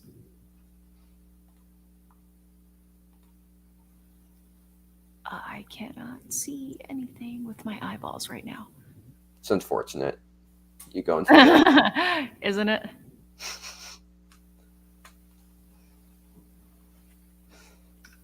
Wait, I never noticed that you had a parrot in the background. What? I know, right? I didn't know that until now. Okay, I have to look up and see if the parrot has a name. I mean, of course it has a name. Well, what it is.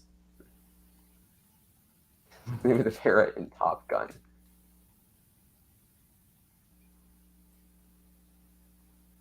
Oh, that's what I did wrong. Okay, Reddit. Is the parrot from Top Gun still alive? Sadly, no. The bird died in the early 90s. Why? I'm so sad now. Oh, wait, never mind. It was... No, it said... Sorry, should never trust Reddit. The top post said, sadly, no. The bird died in the early 90s because of poor diet. It would not eat fruits, veggies, chopped or formulated pellets. It felt the need for speed.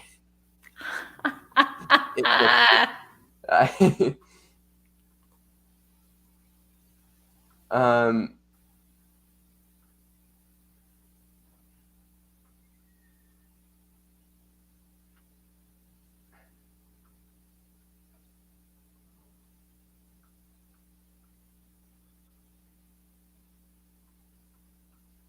yeah, I can't find anything. Those from r/parrots. Wow.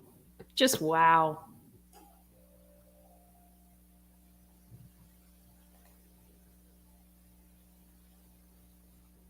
It's funny because I realized this like maybe 2 times ago, or maybe it was the last time I watched this. He's basically Green Lantern. Yeah, Like his origin story, it's like I have trauma about my dad, the pilot, and him being dead or gone for some reason. yeah. And then he has something to prove, so he's a very reckless pilot.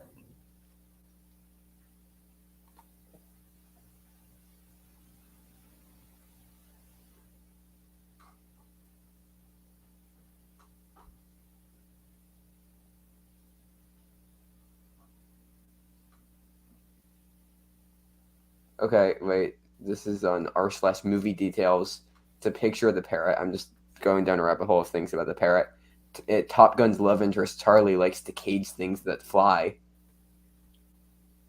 Dang. Also savage. Um, I kind of want to go see it again, like after this, but I know that Dan is super busy. So okay, I think the name of the parrot is Cheeky. That's the best I'm finding right now. Cheeky the fighter parrot. We're gonna go with that. Best I could find. by the way, folks, I'd like to introduce you to reshoots. Yeah. This is a moment in the Quentin Tarantino monologue about the homoeroticism of Top Gun, her being dressed in now in traditional masculine clothing after he left her to go back to the boys. Well, I mean, the hat is, I think, probably the most overtly kind of like, why is she wearing that? And she's wearing it because she had already colored her hair for another role. And so they were trying to hide it as much as they could, which is also why the love scene is shot in blue, because her hair was a different color and you couldn't tell. And that's why they're in silhouette. Yeah. So, I mean, part of why she's styled this way is just to hide that these were reshoots. But I like the other one better. I mean, hey, that was 80s fashion. Like, I'm gonna wear like, you know, kind of boxier, you know. Yeah. No, I mean I like the other reason better. Oh, I see. Saw Top Gun Tuesday and Thursday. Wasn't sure if we were really live with the time codes. No, we are very much live. You can still join in the watch along. We are approaching minute 50. If you have the time and want to get Netflix pulled up. This movie really does fly by, though. Oh, it sure does. I mean, it's like a 100 and something 100, minutes? 110. Yeah.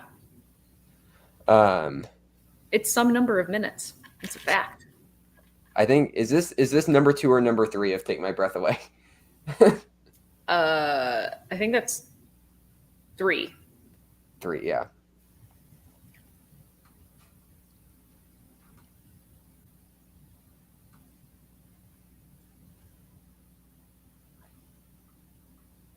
I love it because I do feel like Meg Ryan's character is exactly who Goose's wife would be, but I find her incredibly annoying. Like, I could not be friends with her. Like, No, I could not be in the same room with her for more than a few minutes. Yeah.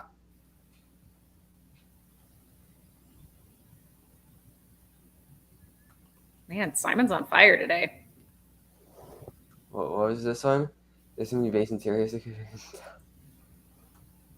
Yeah, I'm gonna start Simon, do you have a letterboxd? You could pop off on there, and if not, I'm just going to be asking you for all of my Joker views.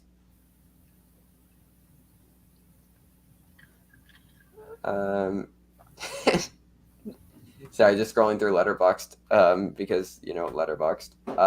This film is very unrealistic because Tom Cruise does not meet the height requirement to be a pilot. Oh, these are our call signs, by the way. I'm call sign Gemini, and this is my Rio lobster. Yeah, that I'd make a solid Rio. I have 100%. I have good vision, and I also would want to fly.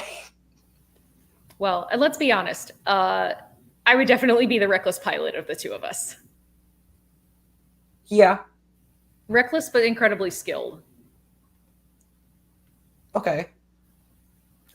Wow, you do not sound confident. You've never flown before. That's actually not true. I took flying lessons to try to overcome my fear of flying, so I have, and I was very, very good at it. And I'm also now even more scared of flying because now I know what all the sounds mean. Got it. Okay. Turns out it was a very bad idea. Ask me again, and I'll respond more confidently. So I would be the reckless but talented pilot. 100% Maverick or Gemini. Aha. Lobster's pushing it for calls. Disagree. Hey, if Goose and Rooster can be called call signs, then yeah. I do have a Letterboxd, but I'm lazy. That's fair, Simon. Do I follow you?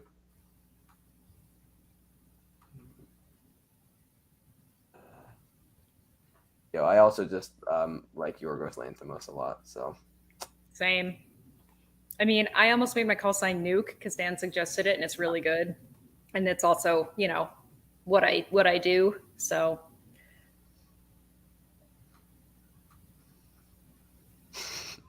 such a like another great Tom Cruise moment there. Right. She's crazy, by the way. Yeah. Should be something like Steely Eel. Why? Simon, are your four favorites on Letterboxd? The Poseidon Adventure, the Towering Inferno, Baraka, and the Goonies? If true, respond with 1. If you wish to hear the message again, respond with 2. Good enough. Or if not true, respond with 3. So how we'll do that. I will admit, though, Tom Cruise is quite adorable, but no, I would not have been able to fall for him with one dinner conversation and then some verbal foreplay. No, I hate her clunky. I don't want everyone to know that I've fallen for you. Yeah, kind of I don't know. Not okay. I'll say it. I think that they have zero chemistry. I think they each have chemistry as people, but I don't know if their chemistry is at the same frequency. Yeah. I mean, like as a couple, I think they have zero chemistry between each other. Right. I just mean like a lot of times, like for example, in 50 Shades, I think a lot of people can agree that Jamie Dornan and oh my God, her name just popped out of my head. Dakota Johnson, that neither one of them is like putting out anything that would be charismatic or like engaging to anybody, not just the other person in the movie.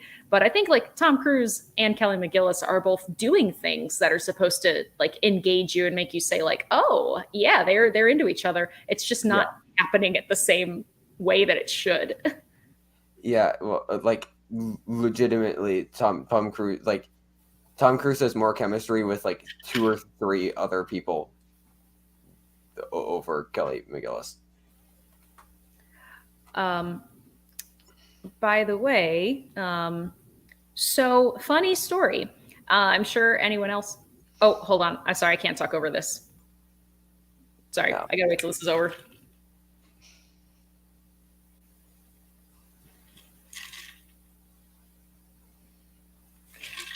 Okay. Anyways, sorry.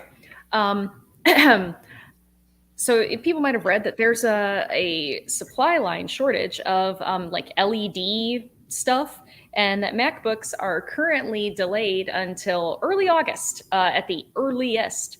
So Computer Hunt is successful in the sense that I know what I need, and I'm waiting on a weird check from my bank to show up.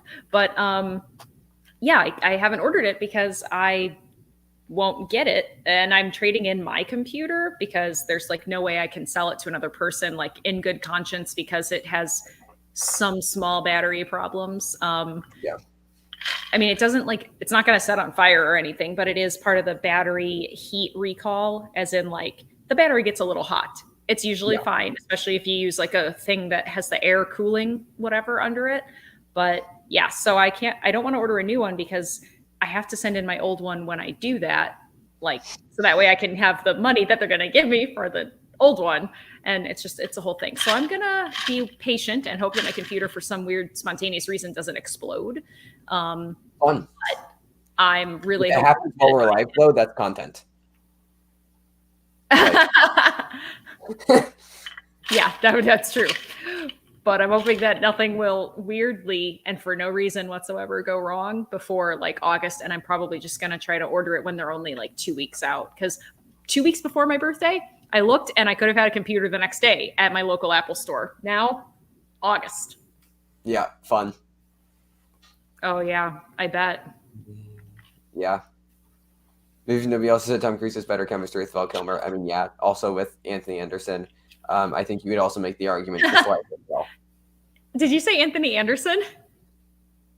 Oh. That's not. They look a little different. I'm just saying. Yeah, it's the. That's great. Oh, we're keeping that. That's going in the best of the basement right there. Did you say that earlier and I just didn't notice? No, I think I'm. Because that's the lead of Blackish, right? It is, yes. Okay. And of 2007's Transformers. Don't scare me, Simon. I have to have a new computer at some point. Plus, some of the editing work I'm going to have to do for my baking channel because we're going to do a 3-camera setup. I don't know if I can do 3-camera editing on my processor because my computer is 6 years old. So, actually, 7 years old, almost. Oh, God, I'm scared. Anderson is this Watchalong Transformers. Okay, we can move on from that now. That's. Yeah, let's look at planes. Let's look at planes. Zoom. The guitar in the sequence, great. Ouch! Ouch!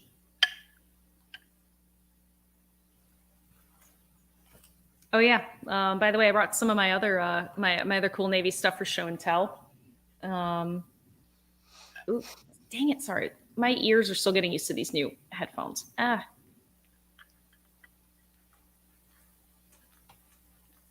Oh, and yes, yes, Simon, absolutely. We're still in early concept, but I will DM you back. We did a lot of work this week, but we're actually this is some of my work. I am doing a lot of market research as well to make sure that I come informed. Nice. Oh, I didn't even think about the Transformers connection and the fact that Starscream is a jet, and then Jetfire is a Blackbird. Like, there's all sorts of connections there. Why did I make that happen mentally?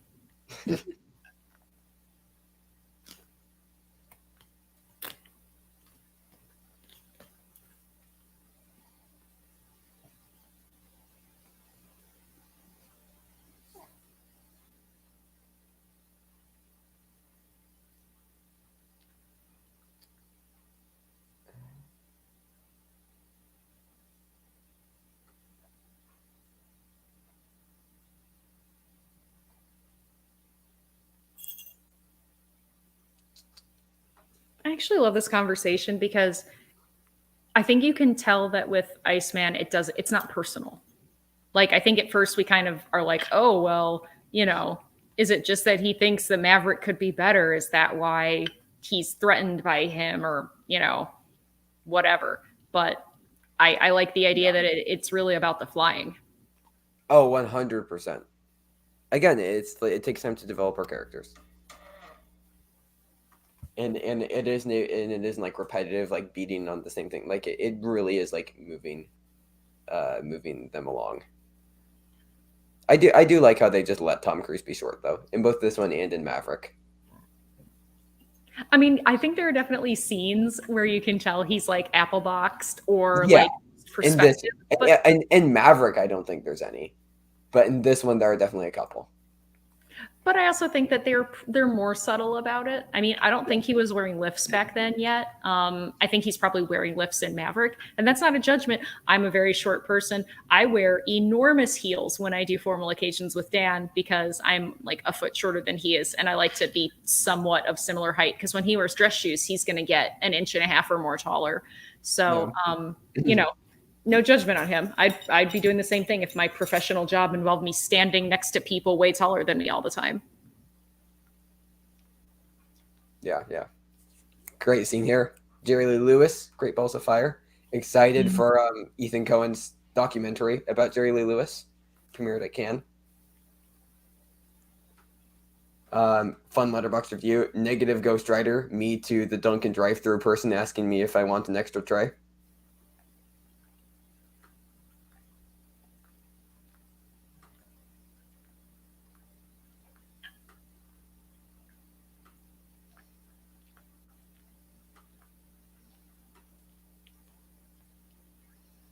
I love the idea that no one in there is even looking at them. Like, I mean, again, I know they're background extras, but like, yeah, goodness gracious, like everyone would be looking at them like, God, I can't believe those guys. For sure, for sure. Oh, thank you, Simon. I see that. I've just followed you on Letterboxd.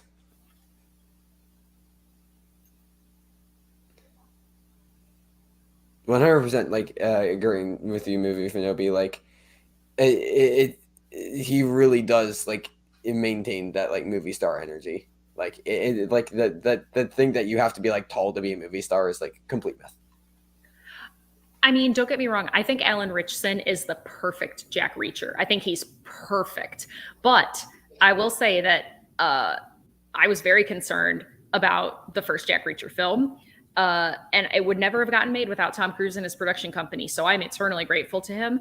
But I was really worried that because of his height, that it was not going to feel at all like he was the character. But he carried himself in a way that made him feel 6.5 feet tall. And I'm not saying the way he looked, I'm saying the way he carried himself and the way he behaved. And so, I mean, if the character himself hadn't had to be enormous, then like he would be a person that would be so intimidating that he could beat up a group of 6 guys and you'd be like, oh, cool, I'm gonna make you pour blood out of your own boots. It's like, yeah, like he can be big movie star whether he's big or not. Yeah.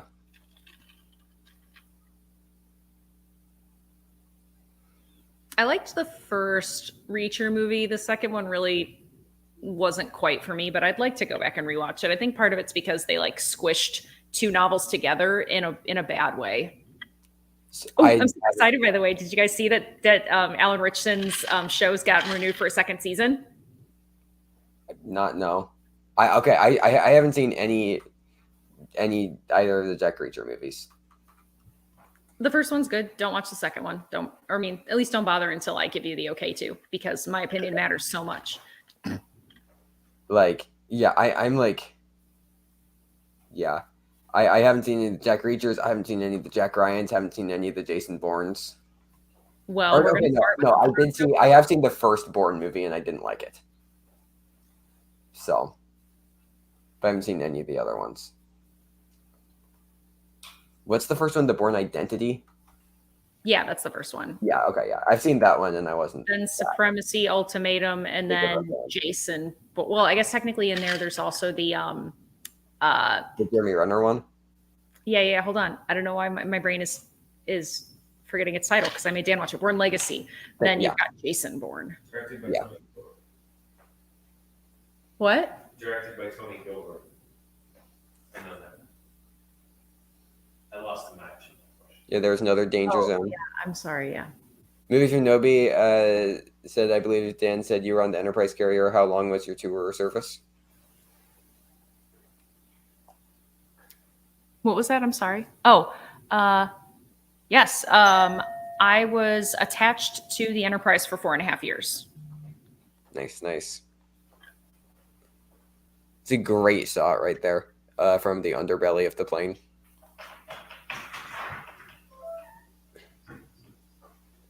Going full Paul Greengrass with some of the interiors. Very picky. By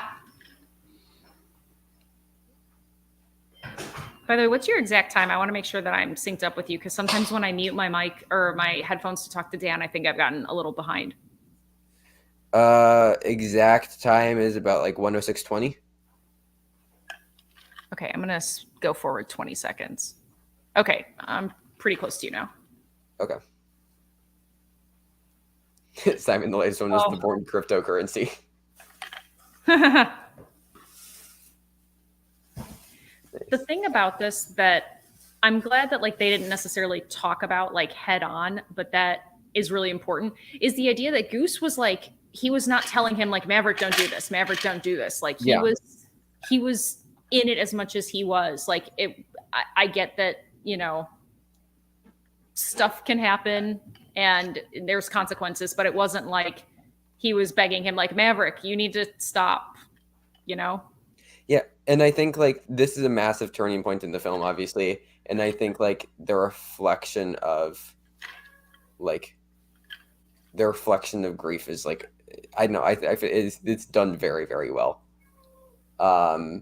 and how you'll place that upon yourself, regardless of, you know, how much of it is your fault or not, and how much people will tell you that it isn't. Glass ceiling moment.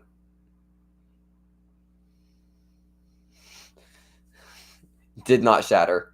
He Goose was not Goose was not enough of a girl boss to break the glass. No, he was not. No gatekeep, no gaslight, no girl boss.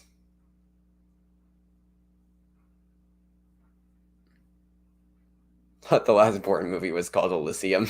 That is true. I mean, it did feel like I mean, I know they weren't connected, but just kind of following through on that, like I'm the action guy sort of stuff. Yeah, the genre of particular set of skills. Yes. Oh, by the way, so I explained this to Dan. So you know how there's that dye in the water? They have Oh yeah, I've always wondered about that. Why is it green? So there's dye like that in the float coats, which are basically like kind of the life jacket things that you have. The people on the flight deck also have to wear them because you can get blown off the flight deck. Like people fall off the flight deck all the time, whether they actually like just like walk and fall off or whether they get blown off by a jet or something. And what it is the dye is, and there's also like a little blinky light thing.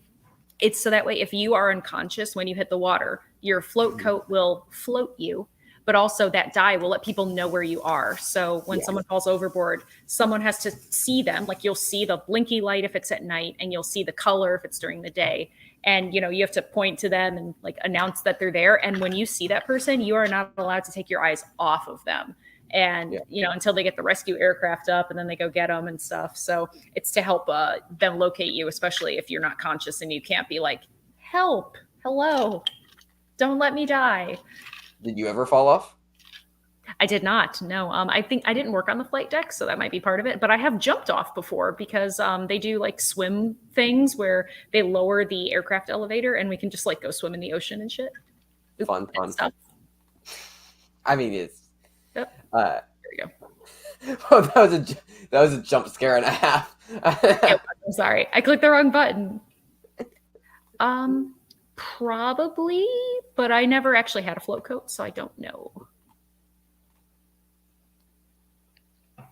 Another Letterboxd review.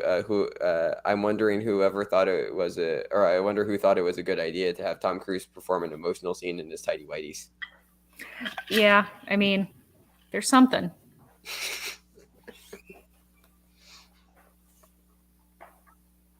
Simon, we had the same thought. I was thinking St. Patrick's Day in Chicago. One of my favorite jokes of all time. Oh crap. Is in The Fugitive when they talk about how if they can dye the river green on St. Patrick's Day, why can't they dye it blue the other 364 days a year? Yeah, that's another one that should go on the watch along list. That's another one I haven't seen. Oh, I love that. That movie is special to me. I'm like really bad about watching like like classic like American like blockbusters. Like I because like I watch a lot of movies, and the majority of what I watch is stuff for like is like new releases and recent like awards things, like A24 Neon adjacent stuff. Like I'm really bad about catching up on like classic films, but doing a little better, but still not great. Okay, sorry. The cats always want their little tiny bit of. I give them like a little tiny bit of ranch when we get ranch, but not enough to make them sick because obviously dairy is bad for cats. But the vet said it's okay since it's just a little bit. Sorry, I don't mean to interrupt Tom Cruise's emotional moment here. Oh yeah, sorry, Tom. We know you're watching. We know this was hard for you. Yeah, hey Tom, call me about the next Mission Impossible movie. I'm free.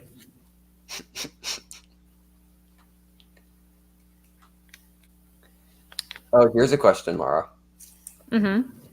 It's been 3 months. When are we getting the Brown Dwarf Stars returned to Letterboxd? I was talking to Dan about that actually. I need to just go back and fully inventory everything we've watched and then start putting some fun, snarky reviews. Yeah. I'm very excited. I think you'd be a solid Letterboxder. I think so too.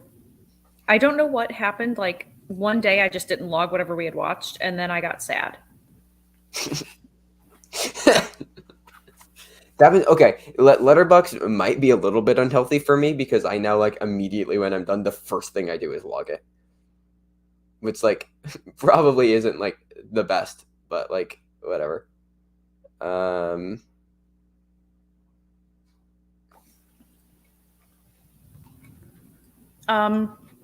So yeah, my cats, Sir Pounce loves broccoli. They both love pumpkin. They both love powdered sugar, which again, they get in very limited quantity.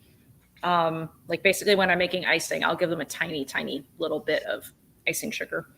What else do they like? Sir Pounce loves popcorn. So does Dasher. This is the only time where Meg Ryan feels like an actual person and not a cartoon in this movie. Yeah, she's very buoyant in a way that it might be authentic. I've known people that are that buoyant, but I don't find it endearing. Yeah. Okay. So this isn't a spoiler about Top Gun Maverick, but at some point during the movie, there is a picture on a wall of Goose kissing is Meg Ryan in the movie. It's like like it's like a still, or it's obviously like a still from this, but it's like like it's on the wall and it's like this is like a picture that was taken. This is how we remember them. This is a yikes. But the first time that I saw it on screen, the thought that went through my mind was, why is Goose kissing Joe Exotic? Oh my god. It was unfortunate. Welcome, Garth.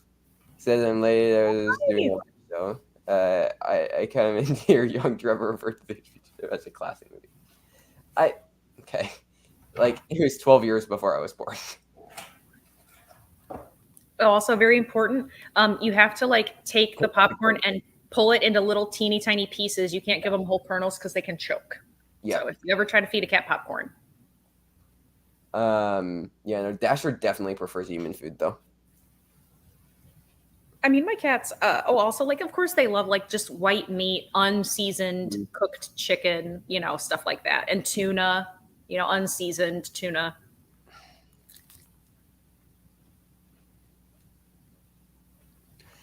It's like again surprisingly well addressed, like like PTSD and like fighting with your love over something, like like I love doing this podcast, but then if someone came into your house and like blew you up with a nuclear missile, then like I might be like, oh, I don't want a podcast anymore. It's a bit of an over exaggeration of an example, but like it's I don't know. I think it's really interesting as far as the dichotomy of grappling with like the greatest trauma of your life coming in the thing that you love the most.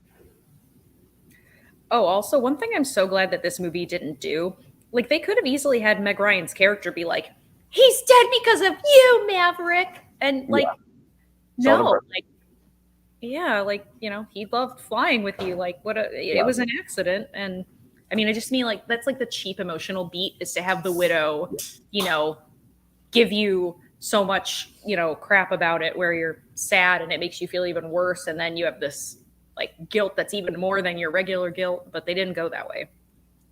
Oh yeah, for sure. And like, yeah, I think that's really strong. And again, it's like everybody has forgiven Maverick. Nobody is holding him accountable except himself. Mm-hmm. Great scene here with Ice. Was Meg Ryan the proto-manic pixie dream girl? Kind of. Maybe. Yeah. See, I love this one too. Like Iceman could have just like, pushed it in his face, but he didn't, Yeah. Just again, really great job from Val Kilmer. He might have the best performance of the film, in all honesty. I think he gives the most like serious performance, but I think that Anthony Edwards has the best performance because I mean that wackiness could easily have come across like he's just a bad actor. Yeah, that's fair.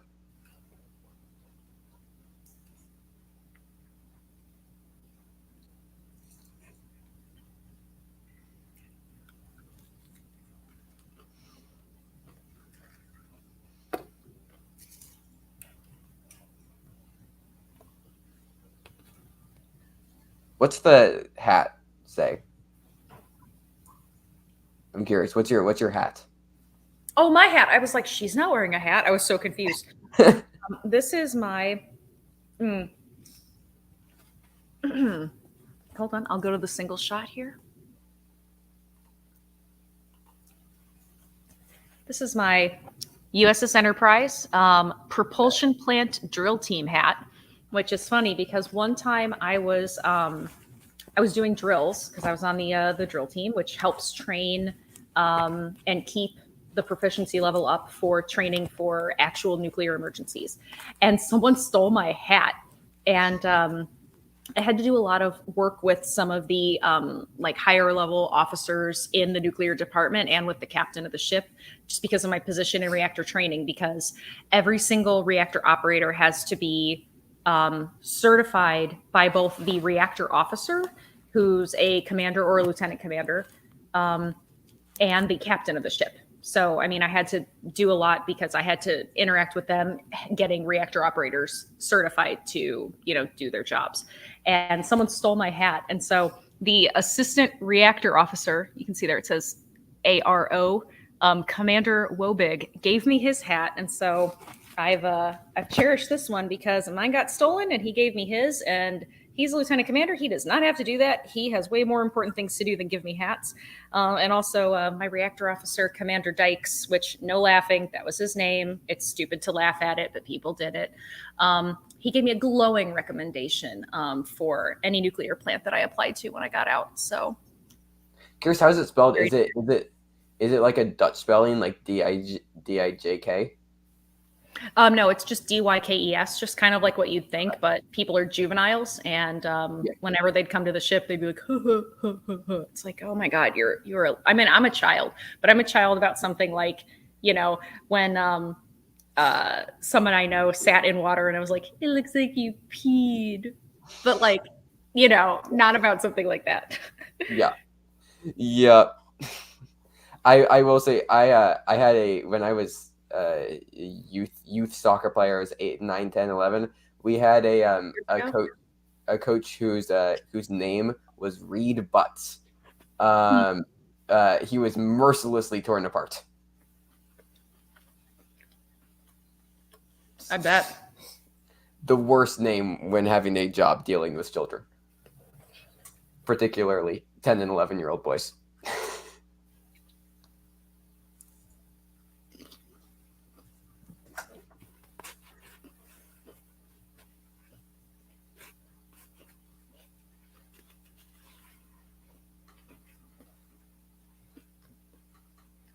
This is when I wear a hat. I don't have a hat face. I don't know. I've never been the biggest fan of like baseball hats, and just like how they feel on my head. Oh, I'm a big fan. I mean, that's probably also because we have to wear them. Yeah. It's part of our uniform. So, I mean, I have several hats from the Navy that I still wear all the time. I mean, the only place that we can't wear hats. So, okay. One of the things I do have a big problem with in movies, including this one, is that when you are in uniform and you are outside, you have to be wearing a hat. It's called being covered. So you have to have a hat is called a cover. You have to have your cover on.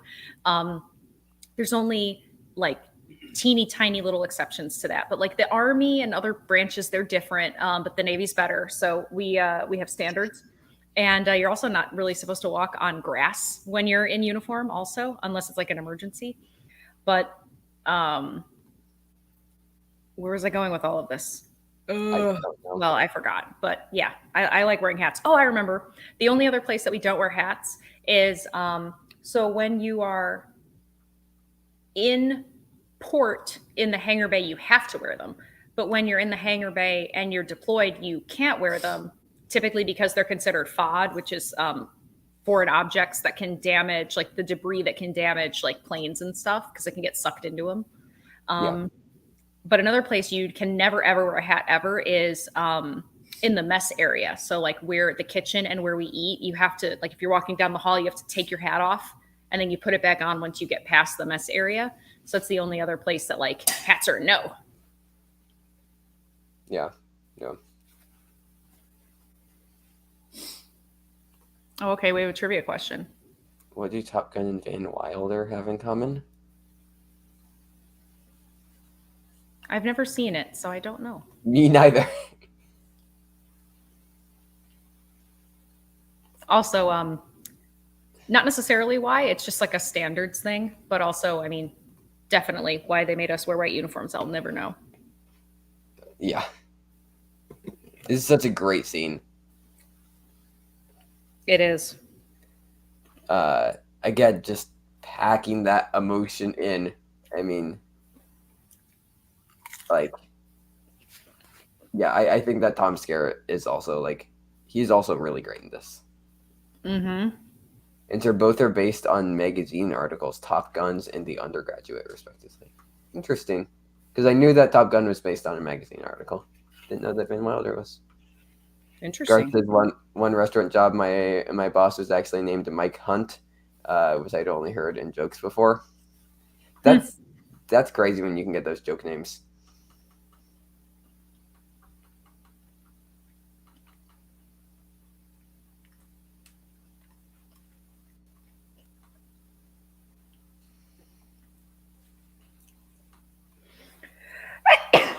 Excuse me. That hurt. Ooh. Yeah, no, you're not the biggest fan of sneezes. Not a fan. Well, especially when I had my my stitches. Big, not a fan of of sneezing or coughing or laughing. Oh, you've been blessed by Garth and William. Oh, well, thank you.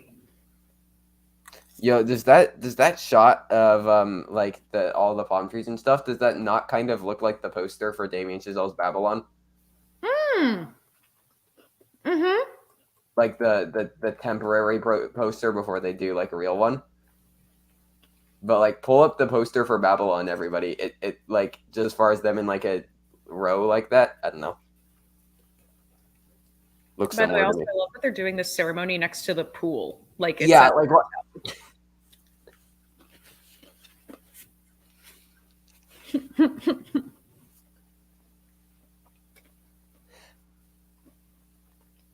very fancy.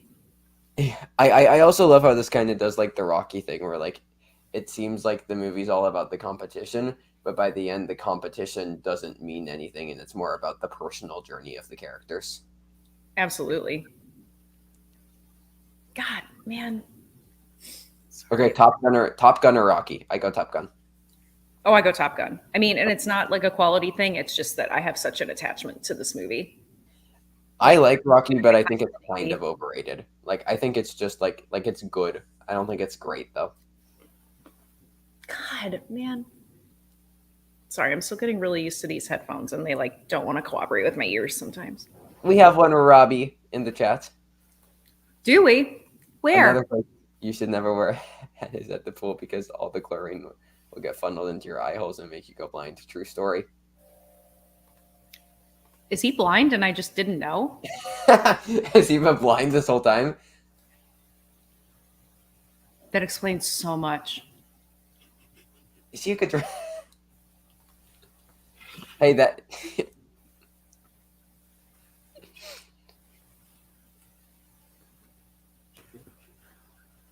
Once again, I'm glad that, like... And I feel like the franchise as a whole is, like, good with this.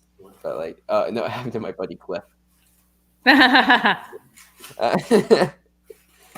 But, no, like, as far as, like, Tom Skerritt saying, like, give me a call, I'll fly with you. It's not like, you know, because I feel like a lesser movie would have had him just like, you know, oh, well, that's what we're going to do. He's going to fly with Tom Skerritt. But like, yeah, it's more about the gesture that Tom Skerritt is extending rather than like the actual offer, which it feels more, again, like a real human, genuine thing. Yeah. Even though, is that where your magic powers came from? He's Daredevil. Yeah.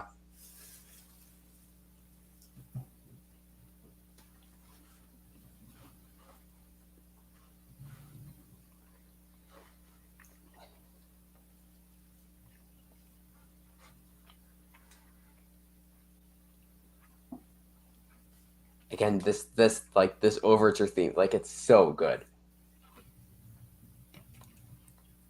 By the way, I gotta be honest, like, granted there's a shot, it's in promotional materials for the movie, so I'm not spoiling anything, but there's a shot in Top Gun Maverick of Tom Cruise being on the aircraft elevator, and you can see nothing on the horizon. It's just ocean. Mm-hmm. Oh, like basically like right here. Sorry. Yeah. Even though it was really brief. That is one of the most magical sensations that I will ever feel, is being able to stand anywhere, like on the ship, and look around and be thousands of miles away from the nearest piece of land. Like, the night sky is the most beautiful thing that I've ever seen in my entire life. There's no light pollution. It's just, there's more stars than you can think that you can even see. And yeah. It's not, you can't replicate it. I don't even care if you're on a cruise ship, you can get close, but it's not the same when you're like, sorry, but great. I'm in right here. Amazing. Sorry, but like walking towards the plane silhouetted in the sunset, just gorgeous. Sorry, continue. No, you're totally right. Yeah, the oranges and blues. I feel like this was kind of like the start, like, well, maybe not the start, but like one of the first movies that was like, you know, big into the orange and blue.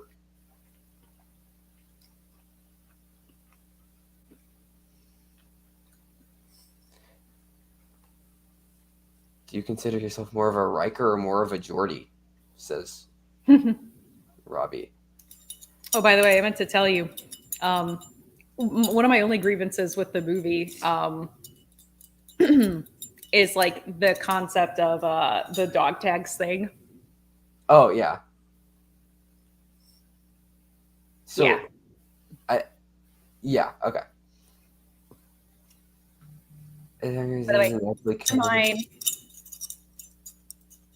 Still got them. It's so weird. I can't even remember what it felt like wearing them every day, but I also know that it felt weird the first time I didn't wear them. I was like, I don't understand. Yeah. Tom Cruise isn't actually covered in sweat. The moisture is just from the spray bottle Kelly McGillis used to spritz him out of the bathroom.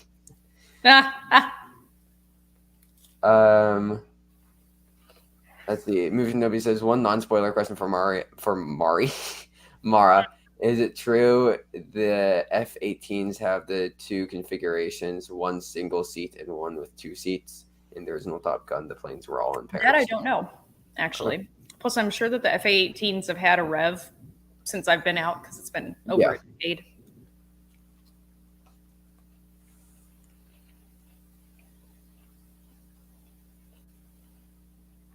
Again, the editing, all the cuts on motion, it's so good. Like,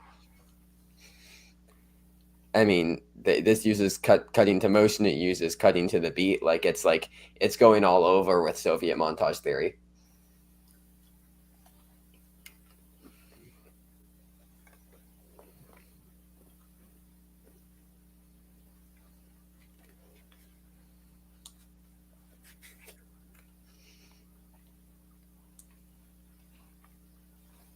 Mara, rank the branches of the armed forces. I'm here to stir the of controversy. Go, says Robbie. All right. Navy. Marines, because they're basically part of the Navy, even though they're like our wonky little brother. Then probably the Army, because they actually put their boots in the sand and they fight the hard fight. Then the Chair Force, and then the Coast Guard. And then what? Oh, the Coast Guard. Coast Guard's last. What about the Space Force, Mara? I'm gonna just ignore everything that you just said. That's fair. But yeah, I think when because my grandfather was a Marine. I think when asked to rank them, I think he went Marines, Navy. I can't remember if he had Army or Air Force first, but then Coast Guard was also last. So similar. oh my gosh, the visuals in this movie. Oh yeah, and again, they're good and they're outdone, even in Maverick.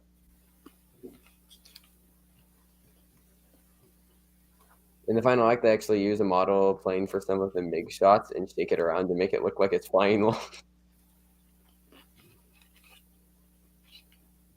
I mean, yeah, that makes sense.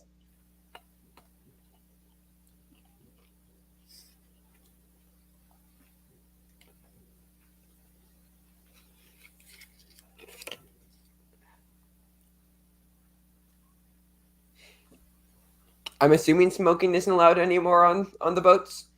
Assuming that's a no-no. Big no-no. What's MiG stand for?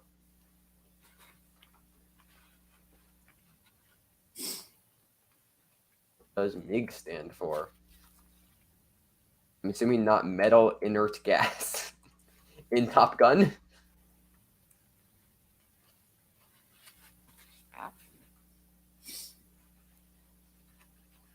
Okay, so it's a Soviet aircraft thing.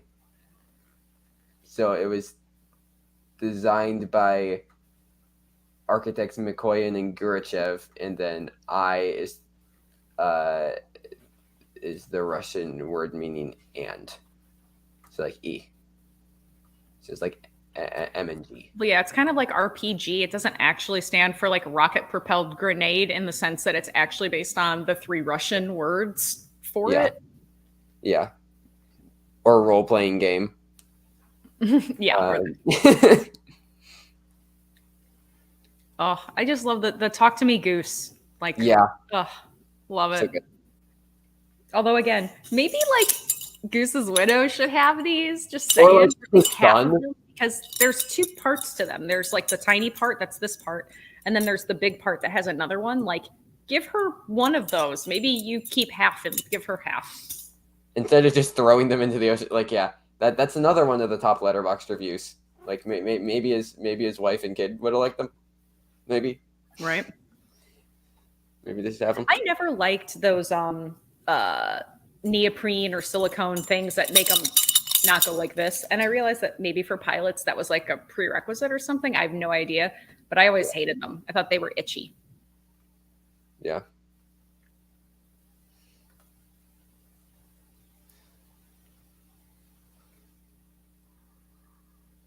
Oh, okay. This is something I forgot to bring up while we were talking about Maverick, and it isn't a spoiler, but the character Hangman's helmet design is very cool, and I will leave it at that.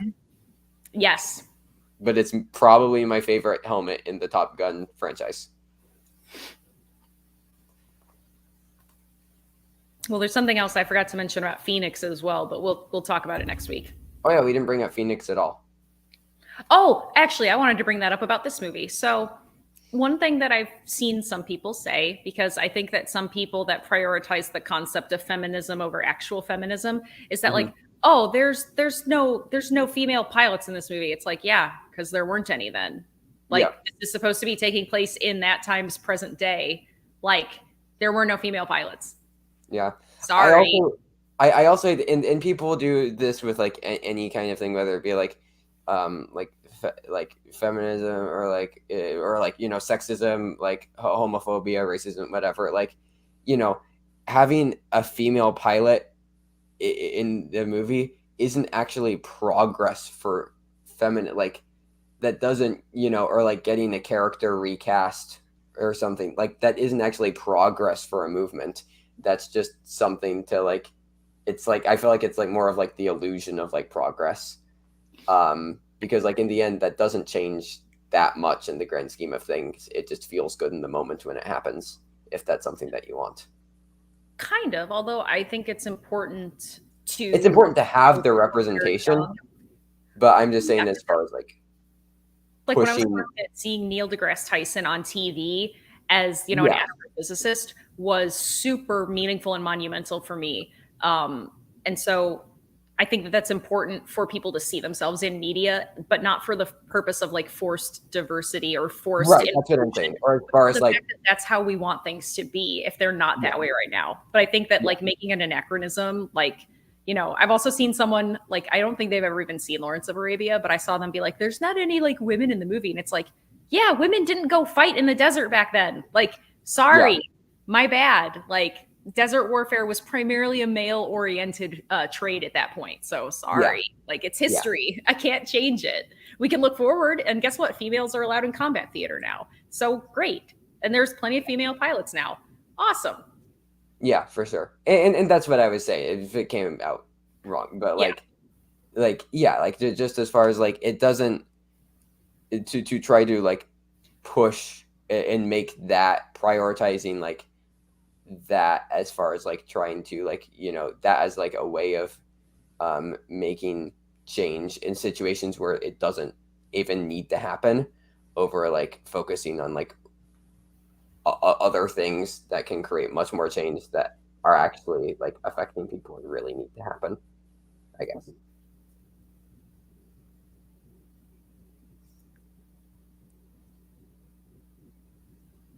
Once again, the editing.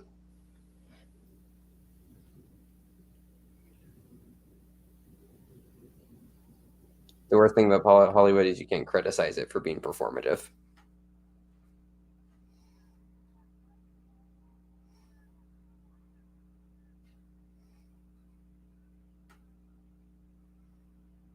Again, the orange and the blue contrasting looks gorgeous.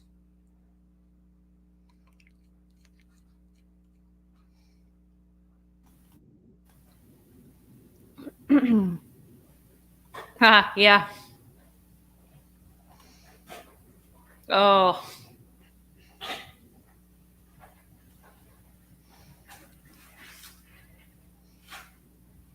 I love that they do it together. I know.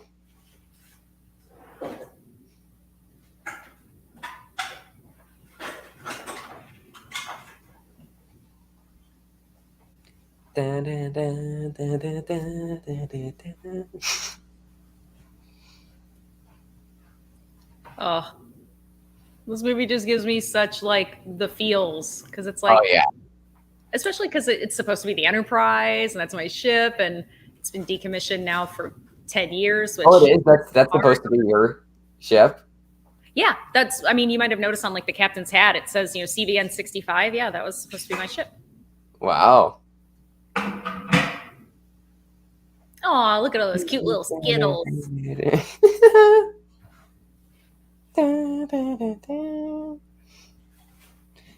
See, closest I'll get to that is buzzing a flower on a ride-on lawnmower.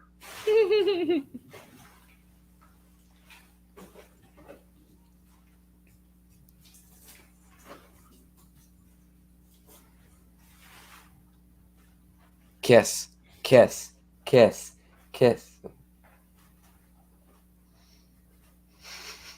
You realize it'd be the most successful adult film ever made, right? Yeah. And it would be called Art also.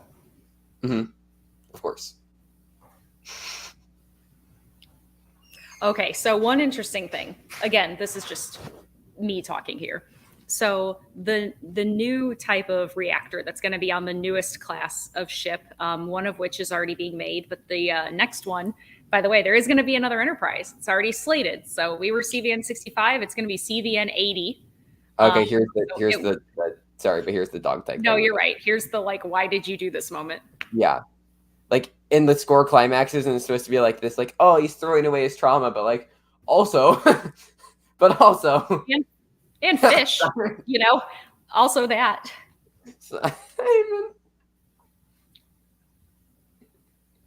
Oh, also, this is the most, I'll go back to what I was saying before, but this is the most unbelievable part in the whole movie. Hey, you were really, really good at something. You did something amazing. We're going to let you just pick wherever you want to go. And it's like, yeah, no. So when you're really good at something, they work you harder and they never let you go out of that job unless someone else becomes better than you. So that's the least military thing in this whole movie.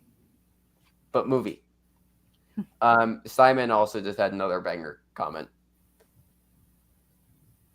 Most recent one. Oh, yeah. Sorry, I thought we mentioned it. No, the one after that. Oh. Oh, wow. That's great. That's great.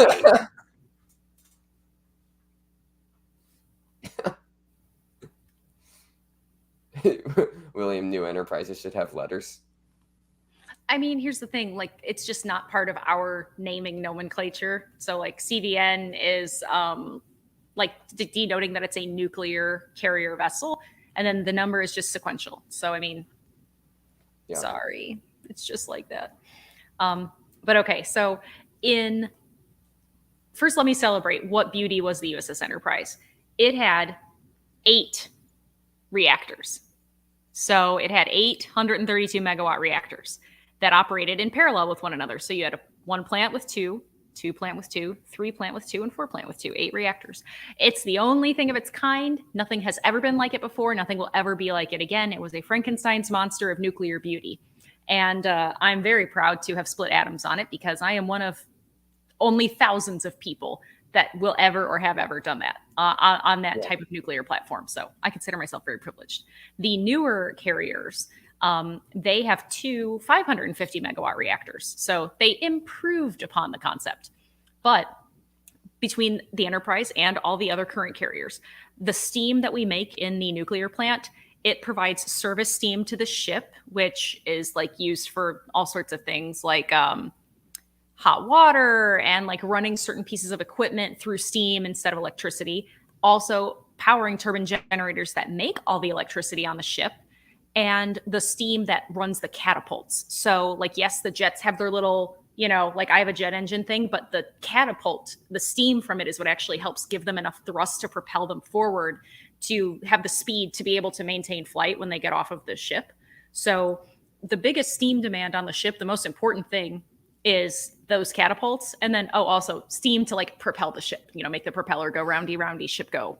But the newest type of carrier has electromagnetic catapults. So, and they don't even have as much service steam requirement. So the steam is pretty much just to power the grid on the ship and then spin the, you know, screw go roundy, roundy, ship go forward. The idea that they have electromagnetic catapults means that like the shipboard operations of the nuclear personnel are completely and wildly different. And that reactor sounds like a boss. And they have all these new computer systems. Like our ship was very analog. Like we did not have like all of the type 2 microprocessor stuff that was exactly like all of the other carriers do. Like already every other carrier but Enterprise was way more advanced. That new one, I want to get my hands on it so bad. I'm so jelly. Like, oh, you're gonna go back in? I could with a waiver. I could technically, and they'd take me too because I was very good at what I did. Although I wouldn't because I like Dan and I like hanging out with him, and I would never see him because I'd go on deployment all the time. but yeah, so Yeah. I get that what's has also been the Enterprise. I miss Top it. Gun. We had one more scene of zero chemistry between Tom Cruise and Kelly McGillis, and then the movie ended. Yeah, no, you're right. Sorry, I talked all over that, but I just want to go about the Enterprise every chance I get, and you're going to hear it again in Hunt for Red October, by the way. Okay.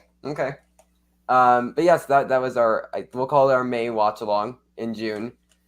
We're doing we're at least doing one Princess Diaries movie. It'll probably just be the whole show. We'll do Princess Diaries, and then we'll set a donation goal to do the second one while we're watching the first one, and then if we hit the second one and then we'll watch the third one. You could make us watch 6 hours of Princess Diaries. Princess Switch.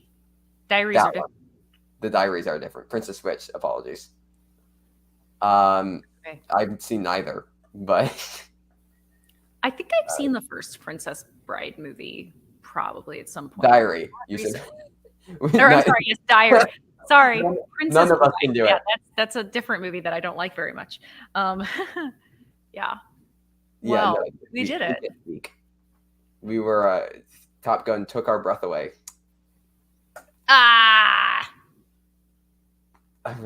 So I have you should do the Kissing Booth movies. So we did last year, and we had a dissertation. I think was that. Wait, that was for your birthday show. That was for my birthday show. Yeah. We watched them all in the week or so. Yeah. Mara had a moment. I believe I literally muted Trevor's mic, and I was like, I need uninterrupted time to discuss why this movie is trash. I was silenced on my birthday show. Accurate. And it was worth it. Oh, also, by the way, I just want to show one more piece of geekdom as to why being a nuclear person is awesome. These are called steam tables. This is part of what my job was to track these steam tables. Yeah, like the book is this big. This is the book. This is the steam table that comes out of the book. Just saying. Hey, Kat, you better not. You better not. Sorry. He's trying to eat my food because he's a chunky boy. Well, he used to be, and he was mistreated by his first owner, and so he didn't always get enough food to eat, and so for a while he would eat out of the trash, but he's better now. Sometimes. Anyways, okay. Hi, Trevor, you're back. I'm back. Just with Mara equals brilliant. I miss saturated steam pressure calculations. Okay, so how many people do you think have said that before? Never, no one. Were you the first person to say those words in that order? Probably. Oh, by the way, I do have this really awesome, like super old. It's a booklet on the United States Navy nuclear power program. Yeah, it's something. Can we expect more of these tangents on your baking show? Possibly. I might have to do a USS Enterprise themed baking. Hey, imagine making a cake of the USS like a 3D cake. I could maybe do that. Cake recreation. Oh my gosh. Wow. I have someone's business card in here. I haven't thought about this person in forever. Wow. Can you share or no? Do you want? I mean, I don't know if they'd want me to. That's fair. Don't know if you want to dox them. I had it with me. It's somewhere else. But have you guys? I'm sure people have seen that picture of the. Here, hold on. I'm gonna look it up really quick, and then I promise I'm done. Between Mara being a nuclear engineer and Chandler being a rocket scientist, you two need to work on something. Hey, Brandon Hanna is also an engineer, so don't forget him. IG Division's very smart. Yeah, we are. is it? Your camera's moving on its own. Yeah, I know it's the cat. Okay, just what I figured. Just making sure. Is it a Patrick Bateman business card? Ha, no. Okay. How do I make this bigger? Oh, I can just click on it.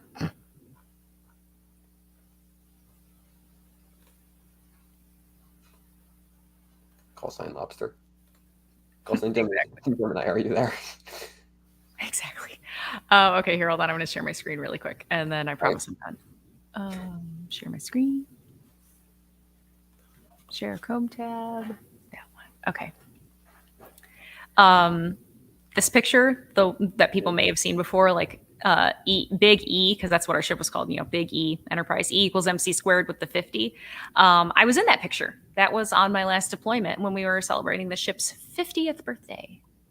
Wait, can you zoom? I don't know, can I? How do I do that? Oh, I think if you download the image. Fine. Hold on. I'll just save it. Okay. Here, hold on. First, I'll stop my screen share. Well, yeah. I'll just save that on my desktop first. Let's see if we can find you in there. Oh, I don't know where I am. Okay. Hold on, let's see. Sir Pounce. Oh, it didn't download right. Okay, well, it's fine. I have an actual copy of that picture somewhere, though. Okay, nice. Yeah. Garth, enhance. Exactly.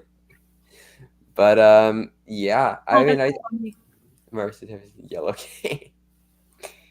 I think that's about it for the show, though. That this has been our Top Gun extravaganza. Yes, and since we did have a longer show last week, again, thank you for everyone who stopped by, who hung out, who contributed to a computer that at some point Apple might provide for me. So thank you. Yeah, but we will be back next week, same time. I might be located upstairs instead of downstairs. And we're going to definitely do a little bit of another update about Top Gun Maverick, because it'll be a lot more understandable for us to be more relaxed about spoilers and a more lengthy spoiler talk if we want to, because people will have likely seen it.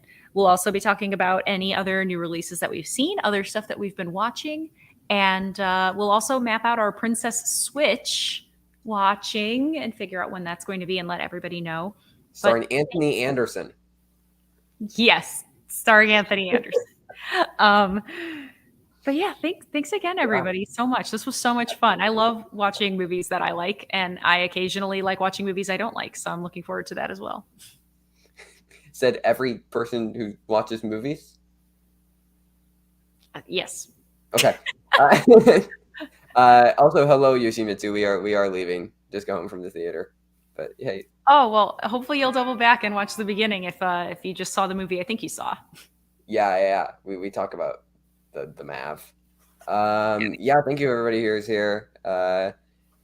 Garth, Haskell, Simon, William, Chester, Movie Finobi, everybody, if I've missed you, who was here, Robbie, for stopping in for a little bit. Robbie. Appreciate you all. I'm requesting a flyby. You are? I'm requesting a flyby. Okay. No. I was looking for negative Ghost Rider. The pattern is full, but that's our show. Good night. Yeah, but that's the wrong thing. That's the wrong thing. That's the thing. Hold on. Wait. No, I got it. That's it. Oh, That's it. There we go.